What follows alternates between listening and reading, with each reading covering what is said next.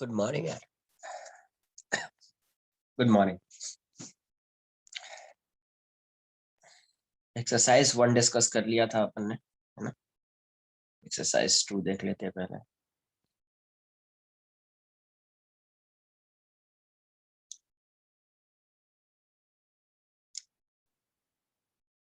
एक मिनट। नहीं नहीं नहीं,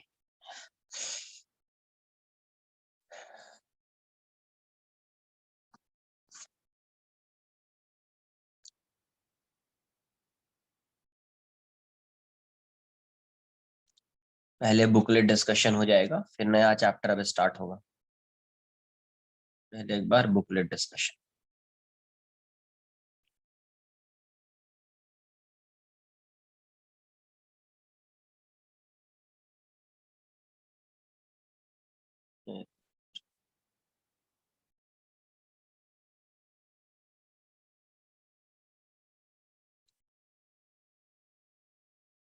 एक्सरसाइज 1 हो चुका था, है ना। एक्सरसाइज 2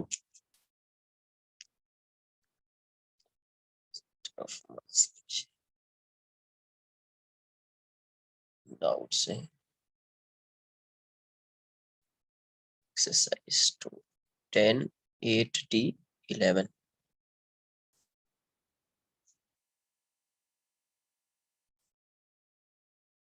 6। हाँ, इन चैप्टर भी है क्या? अच्छा ठीक है, पहले एक बार इसको देख लेते हैं। इन चैप्टर भी कर लेंगे अपन, जो भी है।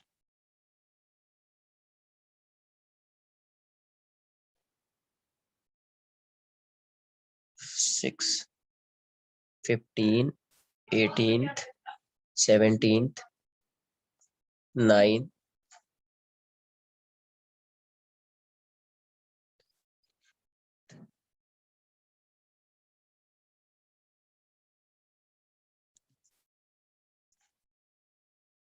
21st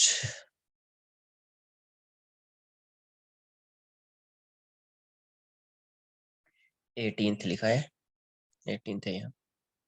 23rd 8th 8th है, 8th को डिस्कस ही करेंगे।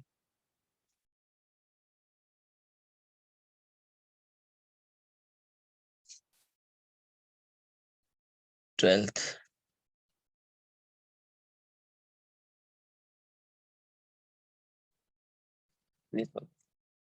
10th 10th लिखा है। 14th 14 लिखा है।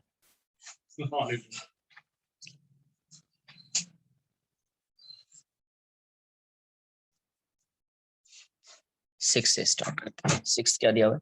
Two particles of equal mass are projected simultaneously from the roof of a tower of height 20 centimeter with same speed.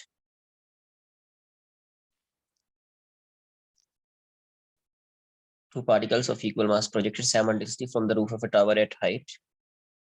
एक बार इसको हो जाने दो, नहीं चैप्टर भी ले लेते हैं, ठीक है। इन चैप्टर भी हो जाएगा, टेंशन मत लो, सब हो जाएगा। Two particles of equal mass are projected simultaneously from the roof of a tower of height 20 centimeter with same speed 20 meter per second. With same speed 20 meter per second, ठीक है। One horizontally and other vertically upwards. Choose the correct alternatives. मान लीजिए यहाँ से है, तो एक particle को ऐसा प्रोजेक्ट किया है और दूसरे पार्टिकल को, इसको मैं यहाँ पे सेम उतने ही हाइट से ऐसा प्रोजेक्ट किया है 20 मीटर से, 20 मीटर पर सेकेंड से। कुछ हाइट है इसकी 20 मीटर हाइट, तो ये कहीं यहाँ से ऐसा आएगा। क्या बोल रहा है? The acceleration of centre of mass is g by 2 downwards. The acceleration of centre of mass g downwards. maximum height of center of mass from the ground is 25 centimeter 25 meter and maximum height of center of mass from the ground is 40 meter। अब देखो, सबसे पहले find क्या करना है? Centre of मास का position basically find करना है। क्या फाइंड करना है? सेंटर ऑफ मास का पोजीशन फाइंड करना है। तो एक इस डायरेक्शन में जा रहा है, एक इस डायरेक्शन में जा रहा है। तो क्या करेंगे अपन? Velocity of centre of mass find करेंगे। Velocity of centre of mass, acceleration of centre of mass find करेंगे। तो एसीएम कितना हो जाएगा? अगर वीसीएम की बात करेंगे पहले, तो वीसीएम कितना हो जाएगा? वेक्टर के टर्म्स में लिख देता हूँ, तो हो जाएगा mv1 plus mv2 bye m1 plus m2। तो m ही है, तो यहाँ से क्या आ जाएगा, m कॉमन ले लीजिए, ये हो जाएगा 20 आई कैप और ये हो जाएगा 20 जे कैप बाय 2m। तो ये जाएगा, ये कितना आ गया, 10 आई कैप प्लस 10 जे कैप, 10 आई कैप प्लस 10 जे कैप। एसीएम कितना है इसका, एसीएम जो है वो कितना होगा, m into a1 plus m into a2 by m plus m। दोनों का एक्सेलरेशन ड्यू टू ग्रेविटी किस डायरेक्शन में होगा, डाउनवर्ड डायरेक्शन में होगा। तो आप क्या लिखोगे, m कॉमन ले लीजिए, m बाई 2m। ये हो जाएगा a1 की वैल्यू माइनस जी जे कैप, ये भी माइनस जी जे कैप, तो यहाँ से आ गया 1/2 माइनस 2 जी जे कैप, तो 2 से 2 कैंसिल, ये कितना माइनस जी जे कैप। तो एक्सेलरेशन कितना आ जाएगा डाउनवर्ड डायरेक्शन में, जी जे कैप। अब आपको क्या फाइंड करना है, तो मैक्सिमम हाइट कितना कवर कर रहा है वो बताना है अपने को। Acceleration of centre of mass इतना आ रहा है, acceleration of centre of mass g downwards. तो ये तो आंसर नहीं होगा, acceleration of centre of mass g downwards, b answer होगा। Maximum height of centre of mass from the ground, तो मैक्सिमम हाइट, अब देखो सेंटर ऑफ मास की दो वेलोसिटी है, सेंटर ऑफ मास की दो वेलोसिटी है, एक एक्स डायरेक्शन में और एक वाई डायरेक्शन में। तो एक्स डायरेक्शन में इसकी स्पीड 10 है, वाई डायरेक्शन में इसकी स्पीड 10 है। मतलब अगर ये सेंटर ऑफ मास है, इसका मास 2m है, तो इस डायरेक्शन में इसकी स्पीड 10 है और इस डायरेक्शन में इसकी स्पीड कितनी है, 10 है। और ये कितने हाइट पे था, तो 20 मीटर की हाइट पे था। तो अभी ये 45 डिग्री पे जाएगा, ये 10 है तो ये 45 डिग्री हो जाएगा, तो इसकी नेट वेलोसिटी इस डायरेक्शन में होगी, तो ये ऐसा प्रोजेक्टाइल करेगा, ये ऐसा प्रोजेक्टाइल करेगा। तो पहले ये हाइट फाइंड कर लेते हैं, एच आ जाएगा, तो ये 20 से ऐड कर देंगे, तो एच की वैल्यू कितनी होगी, तो you square sine square theta, मतलब यू वाई स्क्वायर, बेसिकली यही होता है, U A square upon 2g। Acceleration इसका g है, इसीलिए 2g अपॉन ACM लिख दो, मॉड ACM। तो यू वाई स्क्वायर कितना हो जाएगा, 100 इंटू 2/10, तो ये आ जाएगा 5, कितना गया, 5 मीटर। तो ये कितने, ये 20 है और ये 5 है, तो maximum height attend bye COM from ground कितना हो जाएगा, तो 20 प्लस 5, ये 20 है पहले से, है ना, ये 20 है, ये टावर जो है इसकी हाइट 20 है और ये 5 मीटर और भी यहाँ जा रहा है, तो आंसर आपका 25 मीटर हो जाएगा। इसका मतलब इसका आंसर बी एंड सी होगा, इसका answer b and c. Clear है। तो पहले VCM फाइंड करेंगे, फिर ACM फाइंड करेंगे, फिर उसके बाद देख लेंगे कि पार्टिकल का मोशन कैसा है, प्रोजेक्टाइल है क्या है। एक बार ये आइडेंटिफाई कर लिया, फिर आपको फॉर्मूला पता है। सिक्स्थ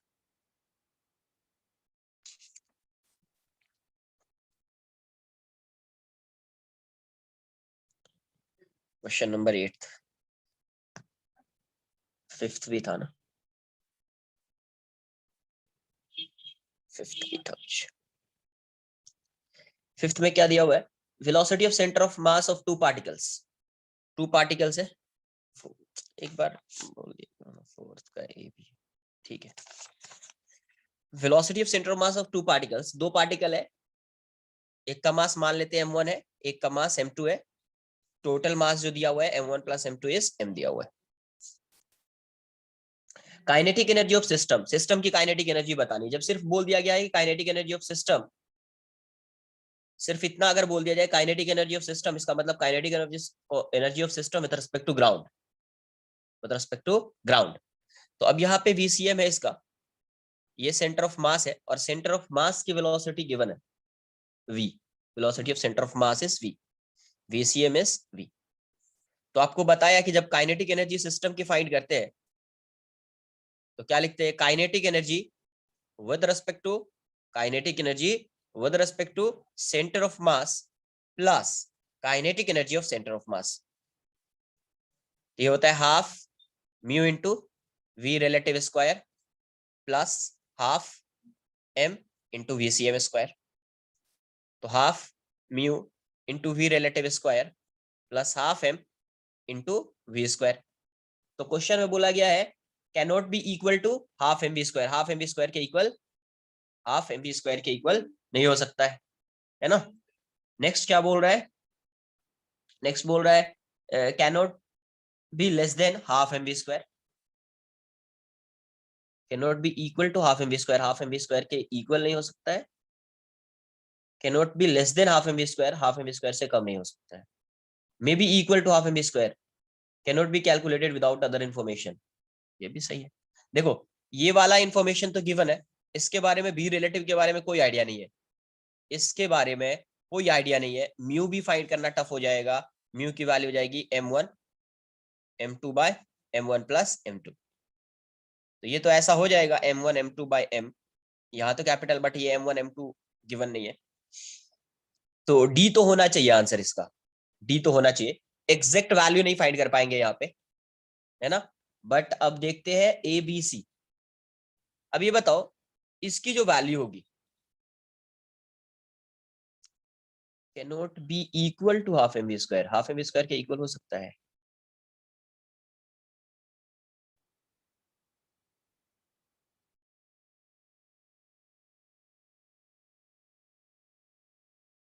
हाँ कैन नॉट और मे बी दिया हुआ है, तो देखो यहां से अगर ऐसा हो सकता है ना कि वी रिलेटिव की वैल्यू सेम हो जाए, यस वी रिलेटिव की वैल्यू क्या हो जाए, सेम हो जाए, कंपलसरी नहीं है बट किसी केस में ऐसा हो सकता है ना, तो इसलिए देखो या तो ये वाली वैल्यू, ये वाली वैल्यू या तो पॉजिटिव होगी या जीरो होगी, क्योंकि ये स्क्वायर है, ये तो पॉजिटिव वैल्यू है, मास है, या तो ये ग्रेटर देन जीरो होगा या इक्वल टू जीरो होगा,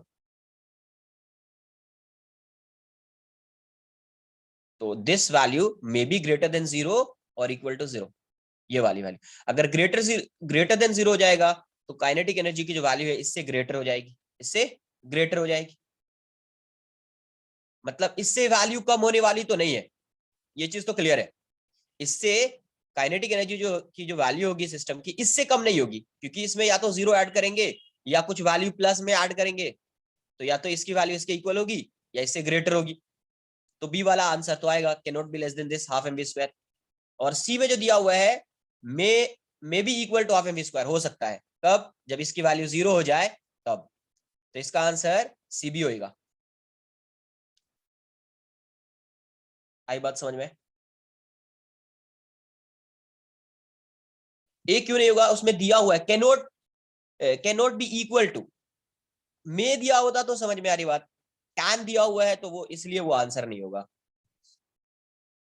आई बात समझ में, लेकिन बी में कैन वाला आंसर क्यों आ रहा है, can not be less then इतना पता है कि ये वैल्यू या तो जीरो या ग्रेटर ही होगी, इसलिए, ठीक है, तो इसलिए इसका आंसर ये आ जाएगा। फोर्थ देख लेते हैं क्या दिया हुआ है, a man of mass m is at rest on a stationary flat car, the car can move without friction along horizontal rail, the man starts walking with velocity u relative to car, the velocity of man with respect to car u given है, walked in by him,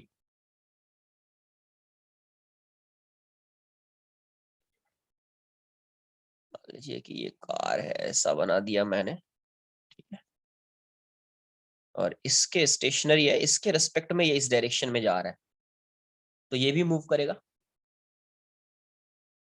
है ना, इसके respect में अगर इससे जा रहा है या इस साइड मूव करेगा तो ये भी मूव करेगा v से, तो velocity of man with respect to car क्या हो जाएगा, vm माइनस vc, तो u equals to vm minus minus v plus हो जाएगा, इस साइड आ जाएगा तो u minus v equals to vm, तो वेलोसिटी ऑफ मैन जो है विद रिस्पेक्ट टू ग्राउंड कितना है, vm u माइनस v है, क्वेश्चन में क्या बोला गया, work done by him is less than half mv square if he walks along the rail, is equal to half mv square if he walks normal to the rail, can never be less than half mv square and is greater than half mv square if he walks along the rail, इसको अगर ये इतना हो जाएगा तो kinetic energy अगर find करेंगे, kinetic energy होगी कितनी है, काइनेटिक एनर्जी तो होगी half m into v m square,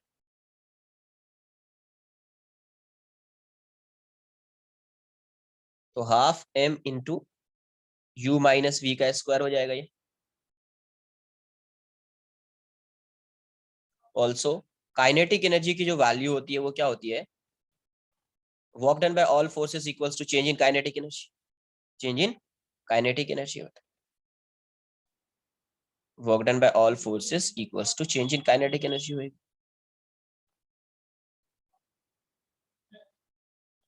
अगर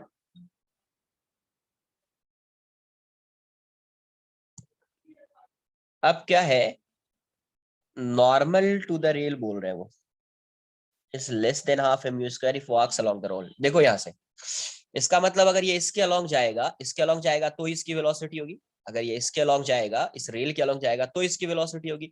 उस केस में मान की वेलोसिटी कुछ इतनी हो जाएगी, तो उस केस में इसकी काइनेटिक एनर्जी जो half m u minus v का स्क्वायर हो जाएगा, मतलब it is less than half m u square, it is less than half m u square. तो जब ये रेल के अलोंग मूव कर रहा है तो काइनेटिक एनर्जी जो है वो हाफ एम यू स्क्वायर से लेस है, मतलब ए वाला आंसर तो होगा, ए आंसर तो होगा, is equal to half mu square if he walks normal to the rail। ए का आंसर तो होगा। इस वर्क डन को देख लेते हैं अपन। अब क्वेश्चन में ये बोल रहा है तो जो काइनेटिक एनर्जी है वही वर्क डन है, इसीलिए वहां पे वो लिखा वर्क डन, तो यही हो जाएगा half m into u minus v का स्क्वायर। अच्छा सेकेंड थिंग, अगर वो नॉर्मल जाता, ये रेल के नॉर्मल ऐसा सपोज ये जाता, इस डायरेक्शन में जाता, ये कुछ ऐसा है यहाँ पे बना हुआ जैसे ये मूव कर रहा है अपवर्ड डायरेक्शन में, नॉर्मल रेल के नॉर्मल जा रहा है ऐसा समझो। नॉर्मल का मतलब ऐसा मत कि ऊपर मत समझ लेना, जैसे ये रेल है ना, ये ऐसी रेल है ऐसा, तो ये इस डायरेक्शन में जा रहा है ऐसा, ऐसा जा रहा है। तो अगर ये कार मूव भी करता तो ये इसी डायरेक्शन में मूव करता, ये ऐसा जा रहा है तो इस डायरेक्शन में कार तो मूव करेगा नहीं। आई बात समझ में क्या? तो कार मूव भी करेगा तो इस डायरेक्शन मूव करेगा। तो अभी क्या होगा, इसकी कोई वेलोसिटी नहीं आएगी, कार की वेलोसिटी नहीं आएगी, तो velocity of man with respect to car, ये तो यू दिया हुआ है, velocity of man with respect to car equals to v m minus v c. तो यहां से ये वैल्यू यू है, ये वीएम है और ये वाली वैल्यू 0 है, तो वीएम की वैल्यू कितनी हो जाएगी, यू, वीएम की वैल्यू कितनी हो जाएगी, यू हो जाएगी, वीएम की वैल्यू यू हो जाएगी। तो यहां से अभी अभी कितनी हो जाएगी काइनेटिक एनर्जी, हो जाएगी half m into v m square, तो ये हाफ एम यू स्क्वायर हो जाएगा। तो यही क्या है, work done equals to change in kinetic energy, तो इस केस में हाफ एम यू स्क्वायर हो जाएगा। तो इस equal to half m u square if he walks normal to rails, मतलब इसका आंसर बी भी होगा। Can never be less than half m u square, नहीं वो तो देख लिया होगा, is greater than half m u square if walks along the rail ना। आंसर इसका ए एंड बी होगा, आंसर इसका ए एंड बी होगा। फोर्थ हो गया, फिफ्थ हो गया, सेवेंथ भी है।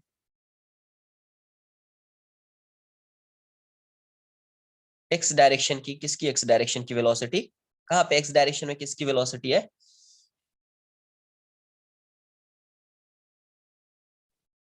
किसी की वेलोसिटी नहीं है ना यहाँ पे एक्स डायरेक्शन में। अभी बताओ ये कार है, अगर ये मान इस डायरेक्शन में जाएगा इसके रेस्पेक्ट में, तो कार इस डायरेक्शन मोमेंटम कंजर्वेशन लगेगा, करेक्ट। अब यहाँ पे रेल है ना यार, तो अगर कार मूव करेगा तो इसी पे मूव कर रहा है ना, ऐसा फ्लैट कार ऐसा मूव कर रहा है, रेल टाइप का है। तो अगर ये मूव भी करेगा तो इस ट्रैक पे ही मूव करेगा ना, इस ट्रैक पे ही मूव करेगा। तो अब यहीं पे कार जो है, अब मान ऐसा जा रहा है, ऐसा जा रहा है परपेंडिकुलर टू रेल, रेल ऐसा है और इसके परपेंडिकुलर जा रहा है, तो कार अगर मूव भी करता तो इस डायरेक्शन मूव करता। बट ये बताओ, अगर ये इस डायरेक्शन में जाएगा तो फोर्स इस पे इस डायरेक्शन में लगाएगा, फोर्स इस डायरेक्शन में अगर लगाएगा तो कार तो इस डायरेक्शन मूव ही नहीं कर सकता है, कार तो इस डायरेक्शन में मूव ही नहीं कर सकता, मूव करता तो इस डायरेक्शन मूव करता, बट कार क्या है, स्टेशनरी है ना। अगर ये इस डायरेक्शन में जाता तो फोर्स इस पे ये इस डायरेक्शन में लगाता, इसलिए ये इस डायरेक्शन में मूव करने लगता। बट यहाँ पे अगर ये इस डायरेक्शन में जाएगा तो इस डायरेक्शन में नहीं आएगी वेलोसिटी।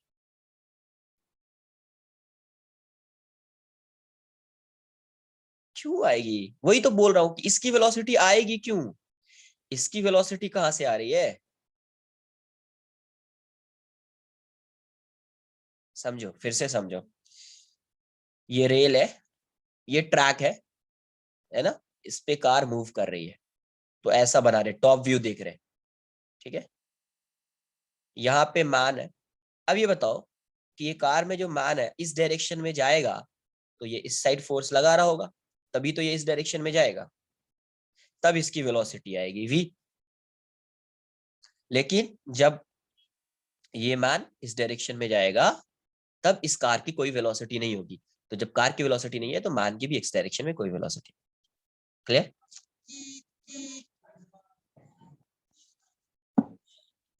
नेक्स्ट क्वेश्चन नंबर 7 कर लेते हैं। Two identical balls are thrown obliquely from the ground simultaneously. The acceleration of center of mass क्या होगा? अब बताओ, ये ऐसा है, ये बॉल है, ऐसा किसी भी डायरेक्शन में प्रोजेक्ट कर दिया, किसी भी एंगल पे, एक्सेलरेशन ऑफ सेंटर ऑफ मास क्या होगा? To identical balls, mass same है, a1 plus ma2 upon m plus m, हो जाएगा m/2m into a1 plus a2। तो यहाँ से क्या आ जाएगा 1/2, ये पता है कैसे भी फेंकेगा, तो माइनस जी जे कैप, माइनस जी जे कैप, तो माइनस 2 GJ कैप बाई 2, तो it would be minus GJ cap. तो क्या आएगा? Doesn't depend on the mass of the two balls. कहाँ पे डिपेंड हो रहा है? आइडेंटिकल है तो कैंसिल आउट हो जा रहा है सेंटर ऑफ मास का। Depends on the direction in which two balls is projected ना, इज इक्वल टू जी, जी के इक्वल है यार।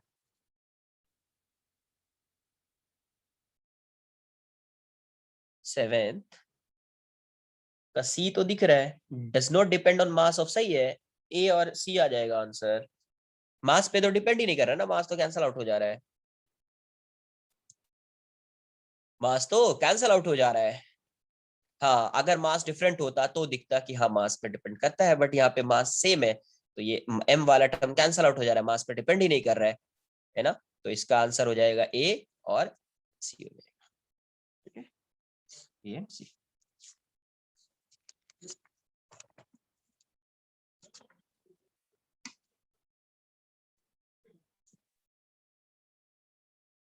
Next question number 8। Okay, 8th आ गया क्या? नहीं, किसी और का भी डाउट था तो डिस्कस कर ही लेते हैं। A block of mass m moving with a velocity v naught collides with a stationary block of mass m at the back of which a spring constant or spring of a spring constant k is attached as shown in figure. Select the correct alternatives. शायद इस type का question आपको बताया गया है।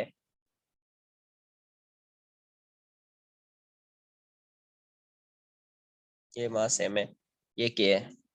अब बोला velocity of centre of मास। अब बताओ, ये यहाँ से v नॉट से जा रहा है, ये आके स्ट्राइक भी करेगा तो भी इस पे जितना स्प्रिंग फोर्स इस साइड उतना स्प्रिंग फोर्स इस साइड, नेट फोर्स 0 होगा।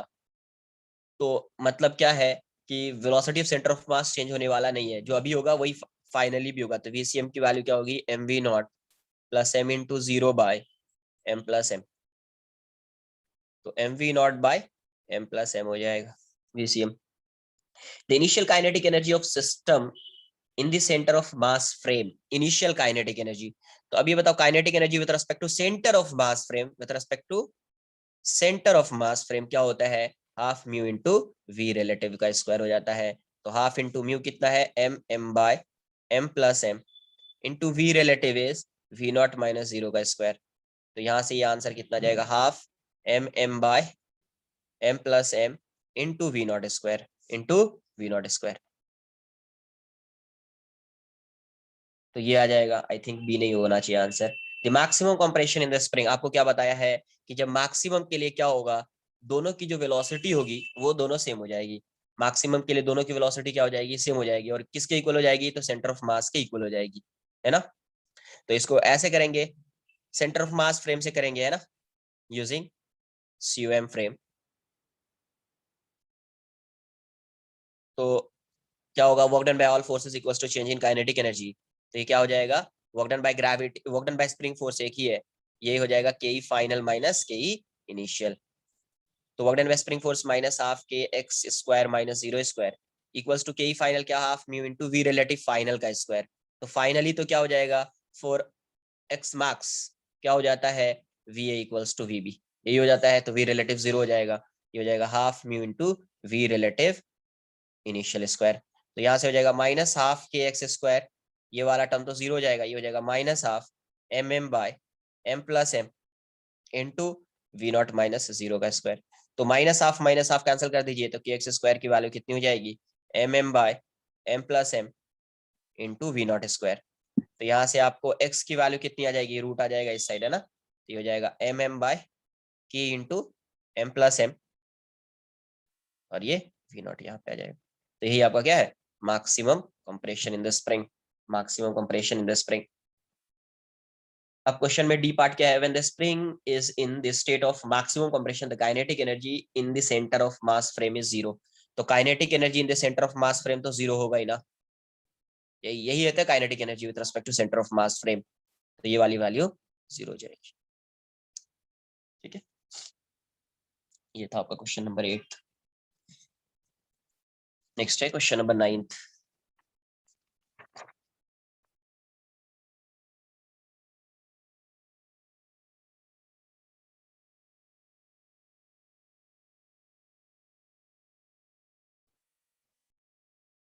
क्या दिया, particle of mass m falls on a particle of mass m falls from a height h, okay, falls from a height h on a mass m, ये ऐसा दिया हुआ है, ये गिवन ऐसा है।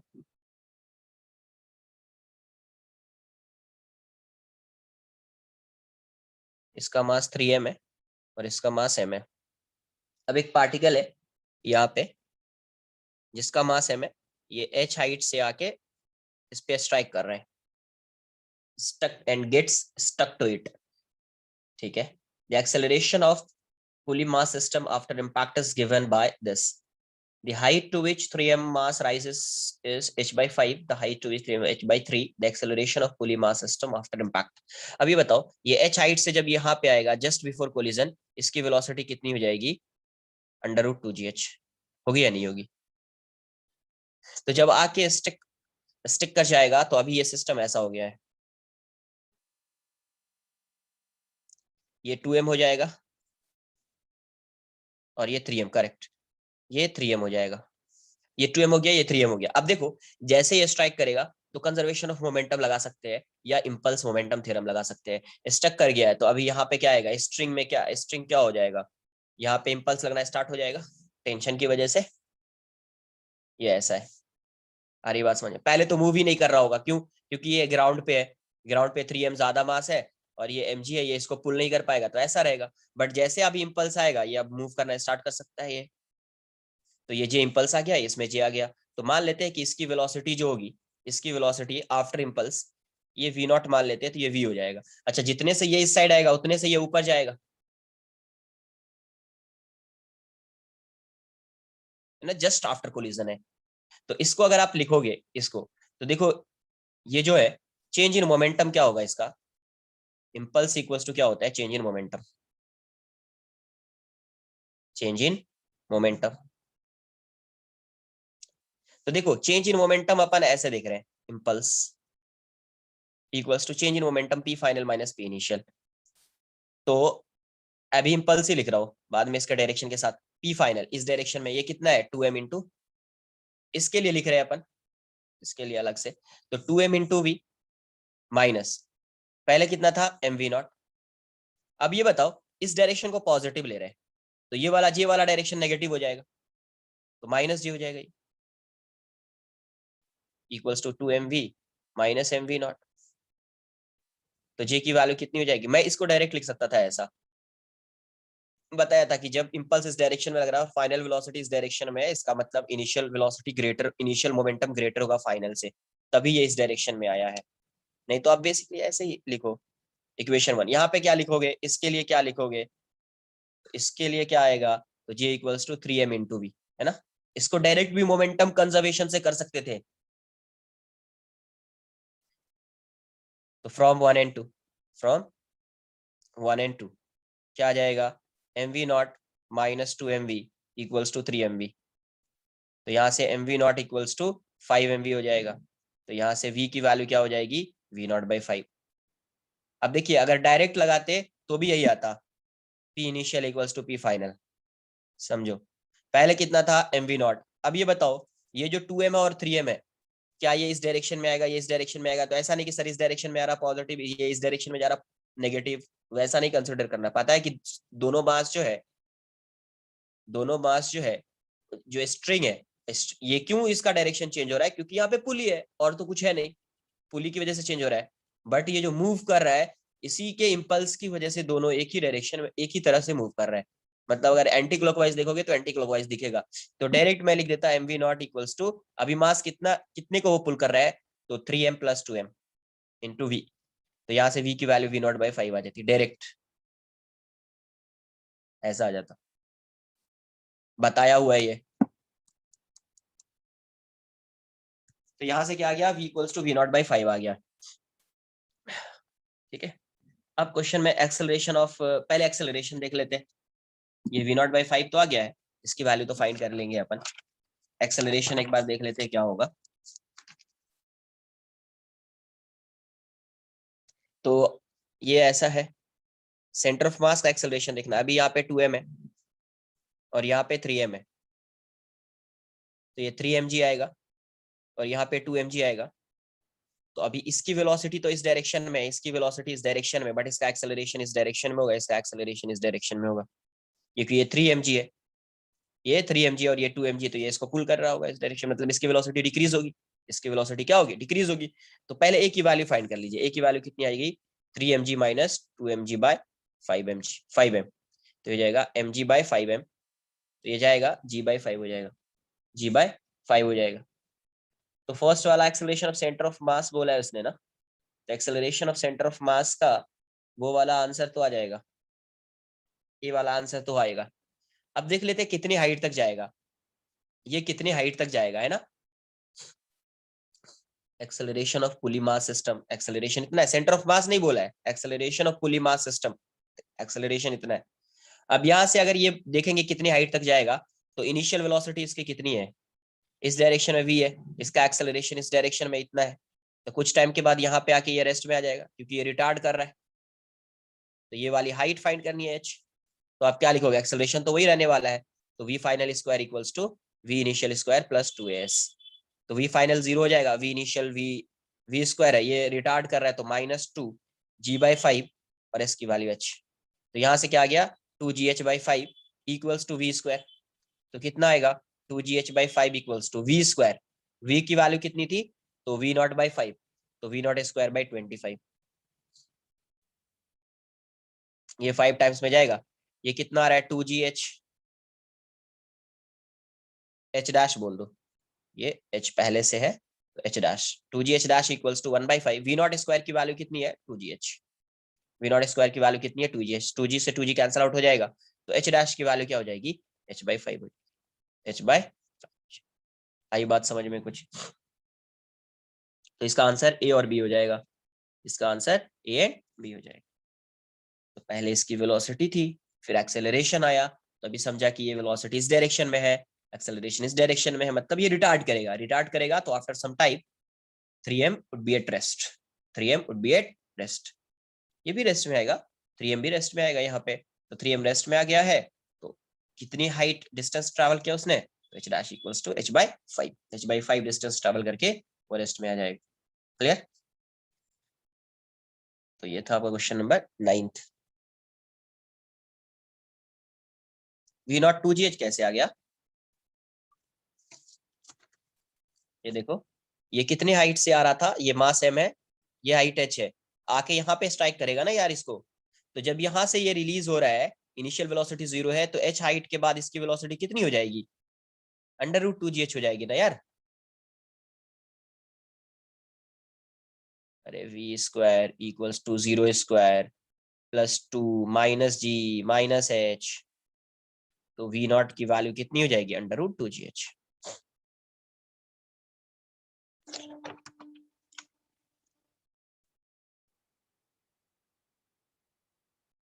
नेक्स्ट क्वेश्चन आपका क्या है, question number 10th। In the system shown in figure, block A is not attached with the wall, ये अटैच नहीं है, सिर्फ कांटेक्ट में है बस। और यहाँ पे एक स्प्रिंग है A B,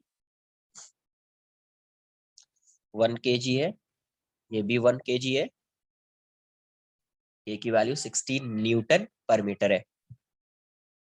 In the system shown in figure, block A is not attached with the wall. Block B is pushed by 1 meter towards. Block B is pushed towards 1 meter towards left and then released. At t equals to 0. The net force on the system is non-zero for t is less than pi by 2 seconds. Net force on the system is non-zero all the time. Final velocity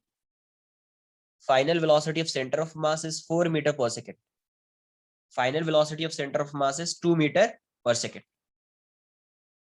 देख लेते क्या होगा। यहां से थोड़ा सा SHF वाला part आएगा, ये थोड़ा सा यहाँ पे SHM का पार्ट आ जाएगा, वरना तो ये टाइम वाला आपको आ नहीं पाएगा। ऐसे थोड़ा सा आइडिया देता हूँ, देखो यहां से मान लीजिए क्वेश्चन का ये पार्ट नहीं है अभी, ऐसे समझने के लिए कि यहाँ पे अगर ये ऐसा है, ये एक स्प्रिंग है, ठीक है, ये अभी नेचुरल लेंथ है। यहां से आप क्या करोगे, इसको थोड़ा सा एक्सटेंड किया या कंप्रेस कर दिया, या यहाँ पे कंप्रेस कर दिया और यहाँ से रिलीज किया तो अभी क्या होगा, ये ऐसा आएगा फिर वापस यहाँ पे आएगा, अब ऑसिलेट करता रहेगा ऐसा, है ना। अगर फ्रिक्शनलेस सरफेस है तो ऑसिलेट करता रहेगा ऐसे छू। यहाँ तक क्या किया आपने, कंप्रेस कर दिया और यहाँ से रिलीज किया। जैसे रिलीज करोगे ये इस साइड आएगा, यहाँ पे जब आएगा तो अभी इसकी कुछ वेलोसिटी होगी तो उस वेलोसिटी से आगे जाएगा, फिर यहाँ पे वेलोसिटी 0 हो जाएगी तो ये इस साइड आएगा, बट इस पे फोर्स लगेगा इस साइड, वेलोसिटी 0 हो गई है क्योंकि यहाँ पे एक्सटेंशन है, ये नेचुरल लेंथ में है, तो यहाँ पे फोर्स लगेगा, तो फोर्स लगेगा, उस फोर्स की वजह से इस साइड आएगा, तो ऐसा ऑसिलेट करता रहेगा। तो ऑसिलेशन जो होता है, वन ऑसिलेशन का मतलब क्या है, यहाँ से एक बार ये यहाँ पे गया और फिर वापस यहाँ पे आया, इसका मतलब होता है वन ऑसिलेशन। यहाँ से यहाँ गया और वापस यहाँ पे आया, इसका मतलब क्या होता है, वन ऑसिलेशन। तो वन ऑसिलेशन का टाइम पीरियड जो होता है वो 2 पाई बाय ओमेगा होता है। क्या होता है, 2 पाई बाय ओमेगा। और ओमेगा की वैल्यू बस अभी के लिए लर्न कर लेना, वैसे SHM में ये सब पढ़ा जाएगा। ओमेगा जो होगा वो होता है अंडर रूट के बाई एम, तो ये हो जाता है अंडर रूट एम बाई के। ये सिंगल ब्लॉक के लिए होता है, डबल के लिए डिफरेंट आता है, ये म्यू आ जाता है। डबल ब्लॉक के लिए ये जो टर्म होता है ये म्यू का टर्म आ जाता है। बात आ रही है समझ में कुछ?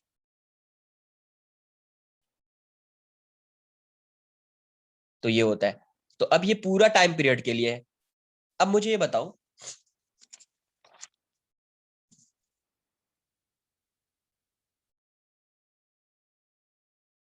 क्वेश्चन में क्या बोल रहा है, net force on the system is non zero for t is less than pi by 2। तो अगर यहाँ पे दो ब्लॉक, ये ऐसा है,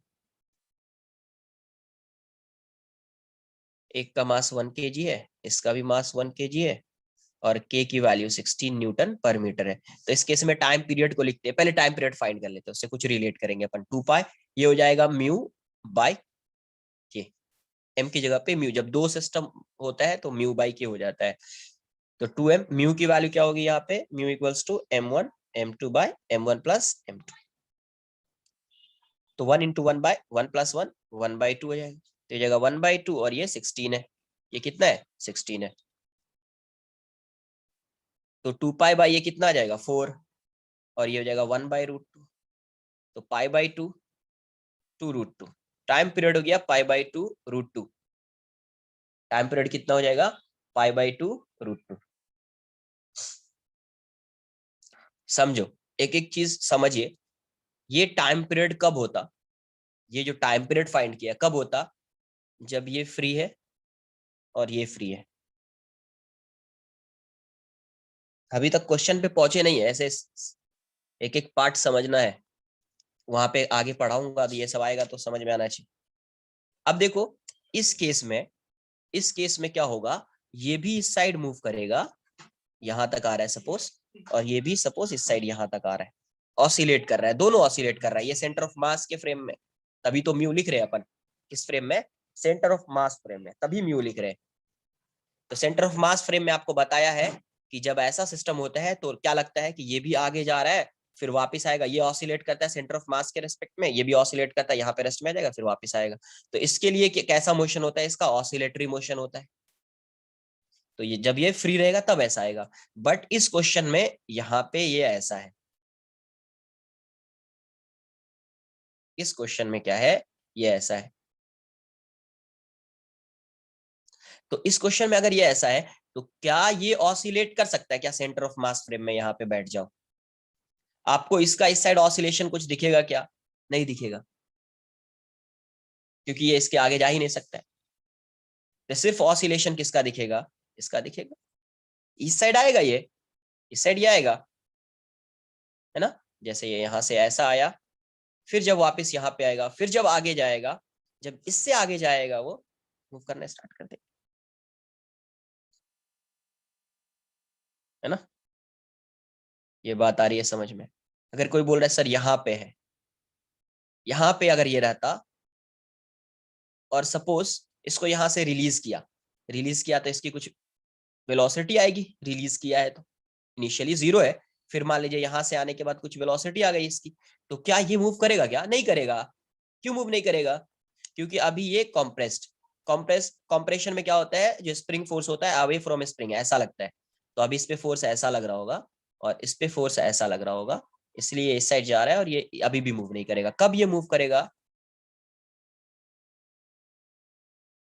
जब ये यहाँ पे आ जाएगा, इससे आगे आ जाएगा, तो अभी ये एक्सटेंशन है तो फोर्स इस पे ऐसा लगेगा और इससे फोर्स ऐसा लगेगा, तो जैसे इस लाइन को ये क्रॉस करेगा ब्लॉक, ये भी आगे मूव करना स्टार्ट कर देगा, ये भी आगे मूव करना स्टार्ट।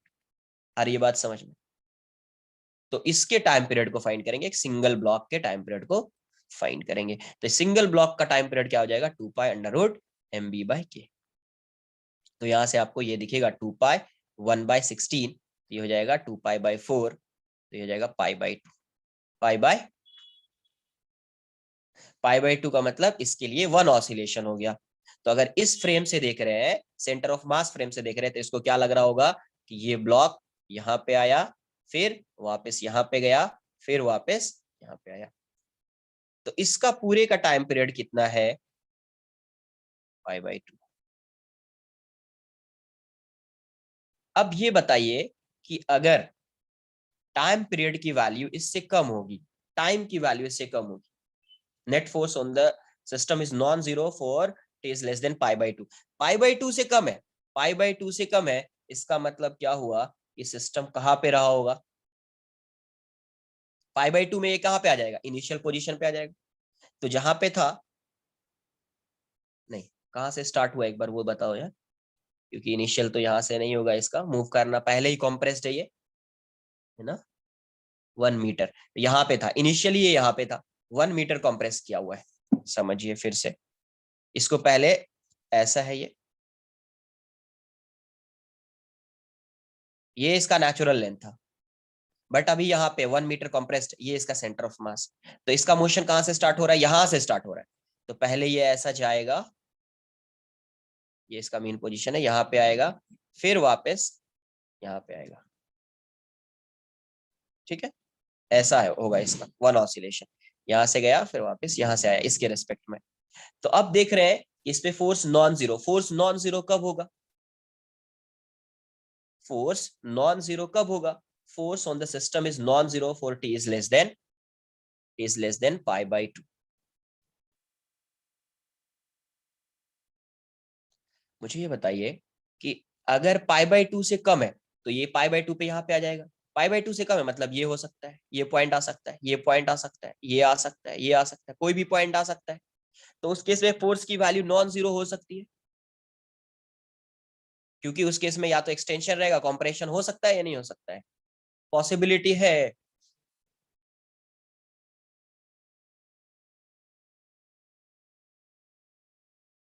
बट एक बार यहाँ पे आ गया, एक बार जब ये अपने नेचुरल लेंथ में आ जाएगा, जब ये अपने नेचुरल लेंथ में आ जाएगा, तब फोर्स की वैल्यू उस इंस्टेंट पे क्या होगी, जीरो होगी। एक minute, net force acting on the system ना बोला यार, net force on the system, system पे बोल रहा है नेट फोर्स, करेक्ट। हम्म,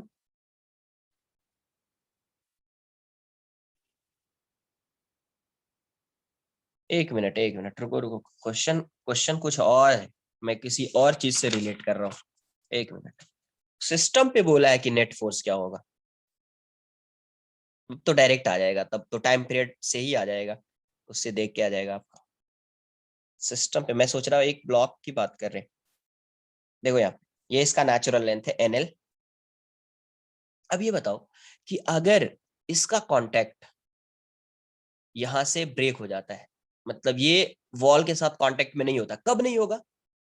जब ये ब्लॉक जो है, ब्लॉक बी, जब ये ब्लॉक बी पहले ऐसा था, ये इसका इनिशियल पोजीशन है, 1 मीटर पे था।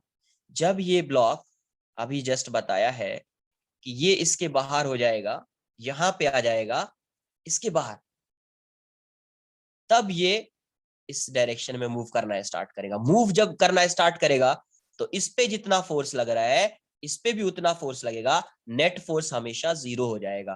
कब? जब ये नेचुरल लेंथ से इस साइड आ जाएगा ये ब्लॉक, तब। अभी क्या होगा, जब ये इस लाइन से इस साइड रहेगा, इस साइड रहेगा, तब क्या होगा, यहां पे तो जितना फोर्स लग रहा है kx, उतना तो यहां पे लग ही रहा है kx, बट ये फोर्स इसको इस साइड कंप्रेस कर रहा है, तो ये वॉल इस पे एक नॉर्मल रिएक्शन लगाएगा। ये वॉल इस पे क्या लगाएगा, इस डायरेक्शन में नॉर्मल रिएक्शन लगाएगा। तो ये कब तक लगता रहेगा, जब तक ये यहां से यहां और यहां से इतने डिस्टेंस 1 मीटर तक ये लगता रहेगा। उसके बाद नेट फोर्स 0 होगा। तो अब पता है अपने को यहां से यहां तक जाने का और यहां से यहां तक आने का, है ना, यहां से यहां जाने का और वापस यहां आने का, इसका टाइम पीरियड कितना है? तो इसका टाइम है π/2। π/2, अगर π/2 से कम हो गया, टाइम π/2 से कम हो गया, तो हो सकता है ना कि वो यहां से इस वाले रीजन में रह सकता है, इसमें भी रह सकता है, वैसा कुछ नहीं, बट इस रीजन में भी रह सकता है। तो जब ये इस रीजन में रहेगा, तब ये नॉर्मल फोर्स लगेगा। इसको क्रॉस कर दिया तो अब ये मूव करना स्टार्ट कर देगा, तो इस पे कोई नॉर्मल नहीं लगेगा। उसके बाद जितना इस पे फोर्स लग रहा था, इतना इस पे भी लगेगा। पहले भी लग रहा था वो फोर्स, बट इस केस में इस लाइन के इस साइड एक एक्स्ट्रा फोर्स इस ब्लॉक पे लग रहा है, नॉर्मल। तो सिस्टम यही दो ब्लॉक है और ये स्प्रिंग है, तो के एक्स लग रहा है, कैंसल आउट कर दे रहे हैं, बट इस नॉर्मल को कोई कैंसल आउट नहीं कर रहा है इस सिस्टम में। तो इस लाइन के इस साइड इस पे नॉर्मल लगेगा, इस लाइन के इस साइड इस पे नॉर्मल नहीं लगेगा। तो इसका मतलब है जब टी की वैल्यू, हमेशा तो इस पे नेट फोर्स 0 नहीं है, इसके बाद नेट फोर्स 0 है। जब टी की वैल्यू π/2 से कम है, तो उस केस में इस पे नॉर्मल लग रहा है, मतलब नेट फोर्स 0 नहीं है। तो इसका ए वाला पार्ट आंसर आना चाहिए। ए वाला जो पार्ट है आंसर होना चाहिए। ठीक है, मैं तो इस पे फाइन क्वेश्चन में सिस्टम दिया हुआ है। इसके बाद जैसे ये इस साइड मूव करेगा, जितना इस पे फोर्स है उतना इस पे फोर्स है, नॉर्मल लगेगा नहीं, तब नेट फोर्स 0 होगा सिस्टम पे। बट यहां से यहां तक सिस्टम पे नॉर्मल लगेगा, तो ए तो आंसर आएगा। ए आएगा तो बी नहीं होगा। Net force on the system is non zero all the time, all the time तो नहीं होगा। Final velocity of centre of mass is 4 metre per second. Final velocity of centre of mass is 4 metre per second. देखो यहाँ, final velocity तो ये finally ये जो इसके कांटेक्ट में है, इसका कांटेक्ट तो लूज हो जाएगा, तो ये इस साइड आ जाएगा, है ना। तो फाइनल वेलोसिटी कहाँ पे देखनी पड़ेगी अपने को? देखिए पहले ये यहाँ पे था 1 मीटर पे, ठीक है। अभी जैसे ये यहाँ पे आएगा, जैसे आप ये यहाँ पे आएगा, इसकी कुछ वेलोसिटी हो जाएगी भी, इसकी कुछ अभी इसकी कुछ वेलोसिटी होगी, इसकी वेलोसिटी अभी भी 0 है, इसके बाद इसकी वेलोसिटी आएगी। इस इंस्टेंट पे सिर्फ इसकी वेलोसिटी। तो यहां से यहां तक क्या लगाएंगे अपन? Work done by all forces, या कंजर्वेशन ऑफ एनर्जी लगा दीजिए, काइनेटिक एनर्जी। तो work done by gravity equals to K final minus K initial. अभी भी इसकी वेलोसिटी 0 ही है, के इनिशियल।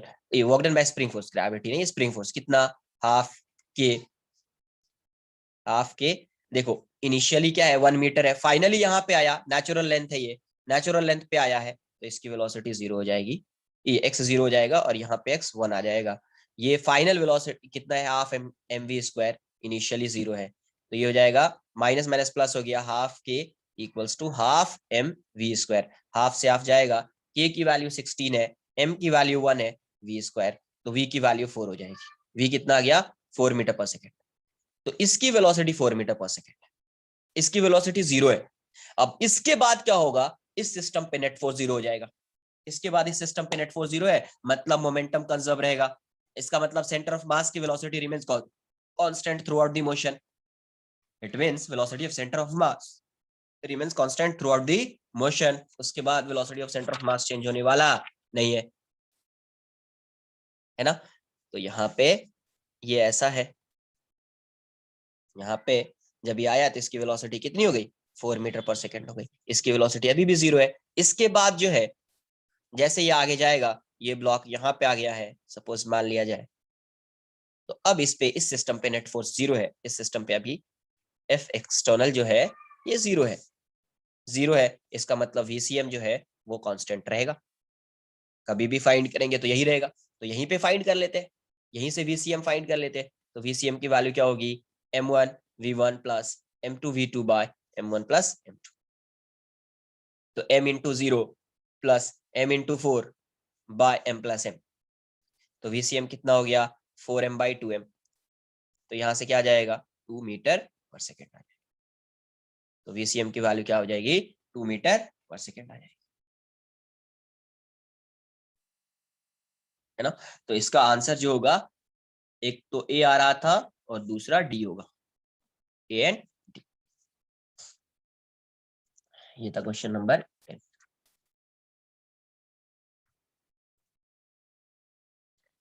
क्वेश्चन नंबर 11 देख लेते हैं।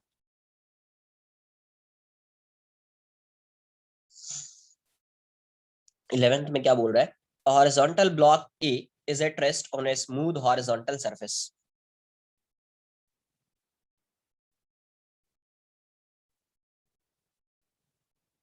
ये ब्लॉक ए है, ये ब्लॉक बी है, इस डायरेक्शन में इसकी वेलोसिटी u गिवन है।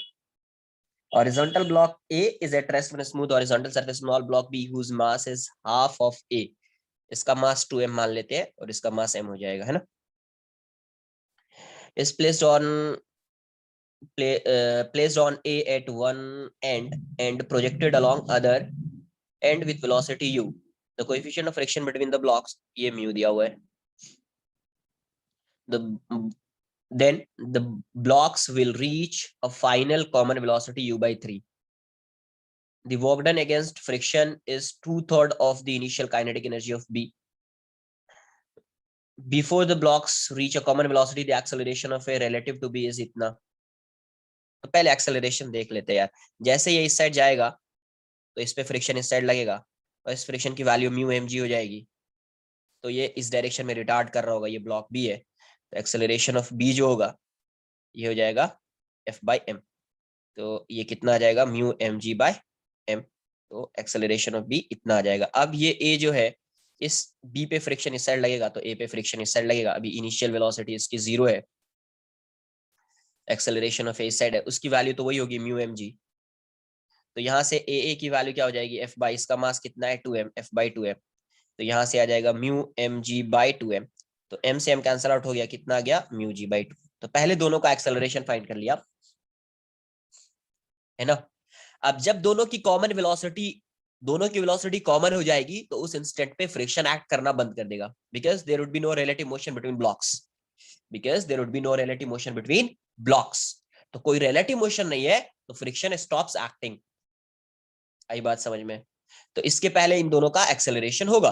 तो एक्सेलरेशन की एक्सेलरेशन जो फाइंड करना है अपने को, रिलेटिव एक्सेलरेशन फाइंड करना है। तो रिलेटिव एक्सेलरेशन देख लेते कितना आया। ए की वैल्यू ये है, ए बी की वैल्यू ये है। तो यहां से क्या आएगा? Acceleration of A, acceleration of A with respect to B.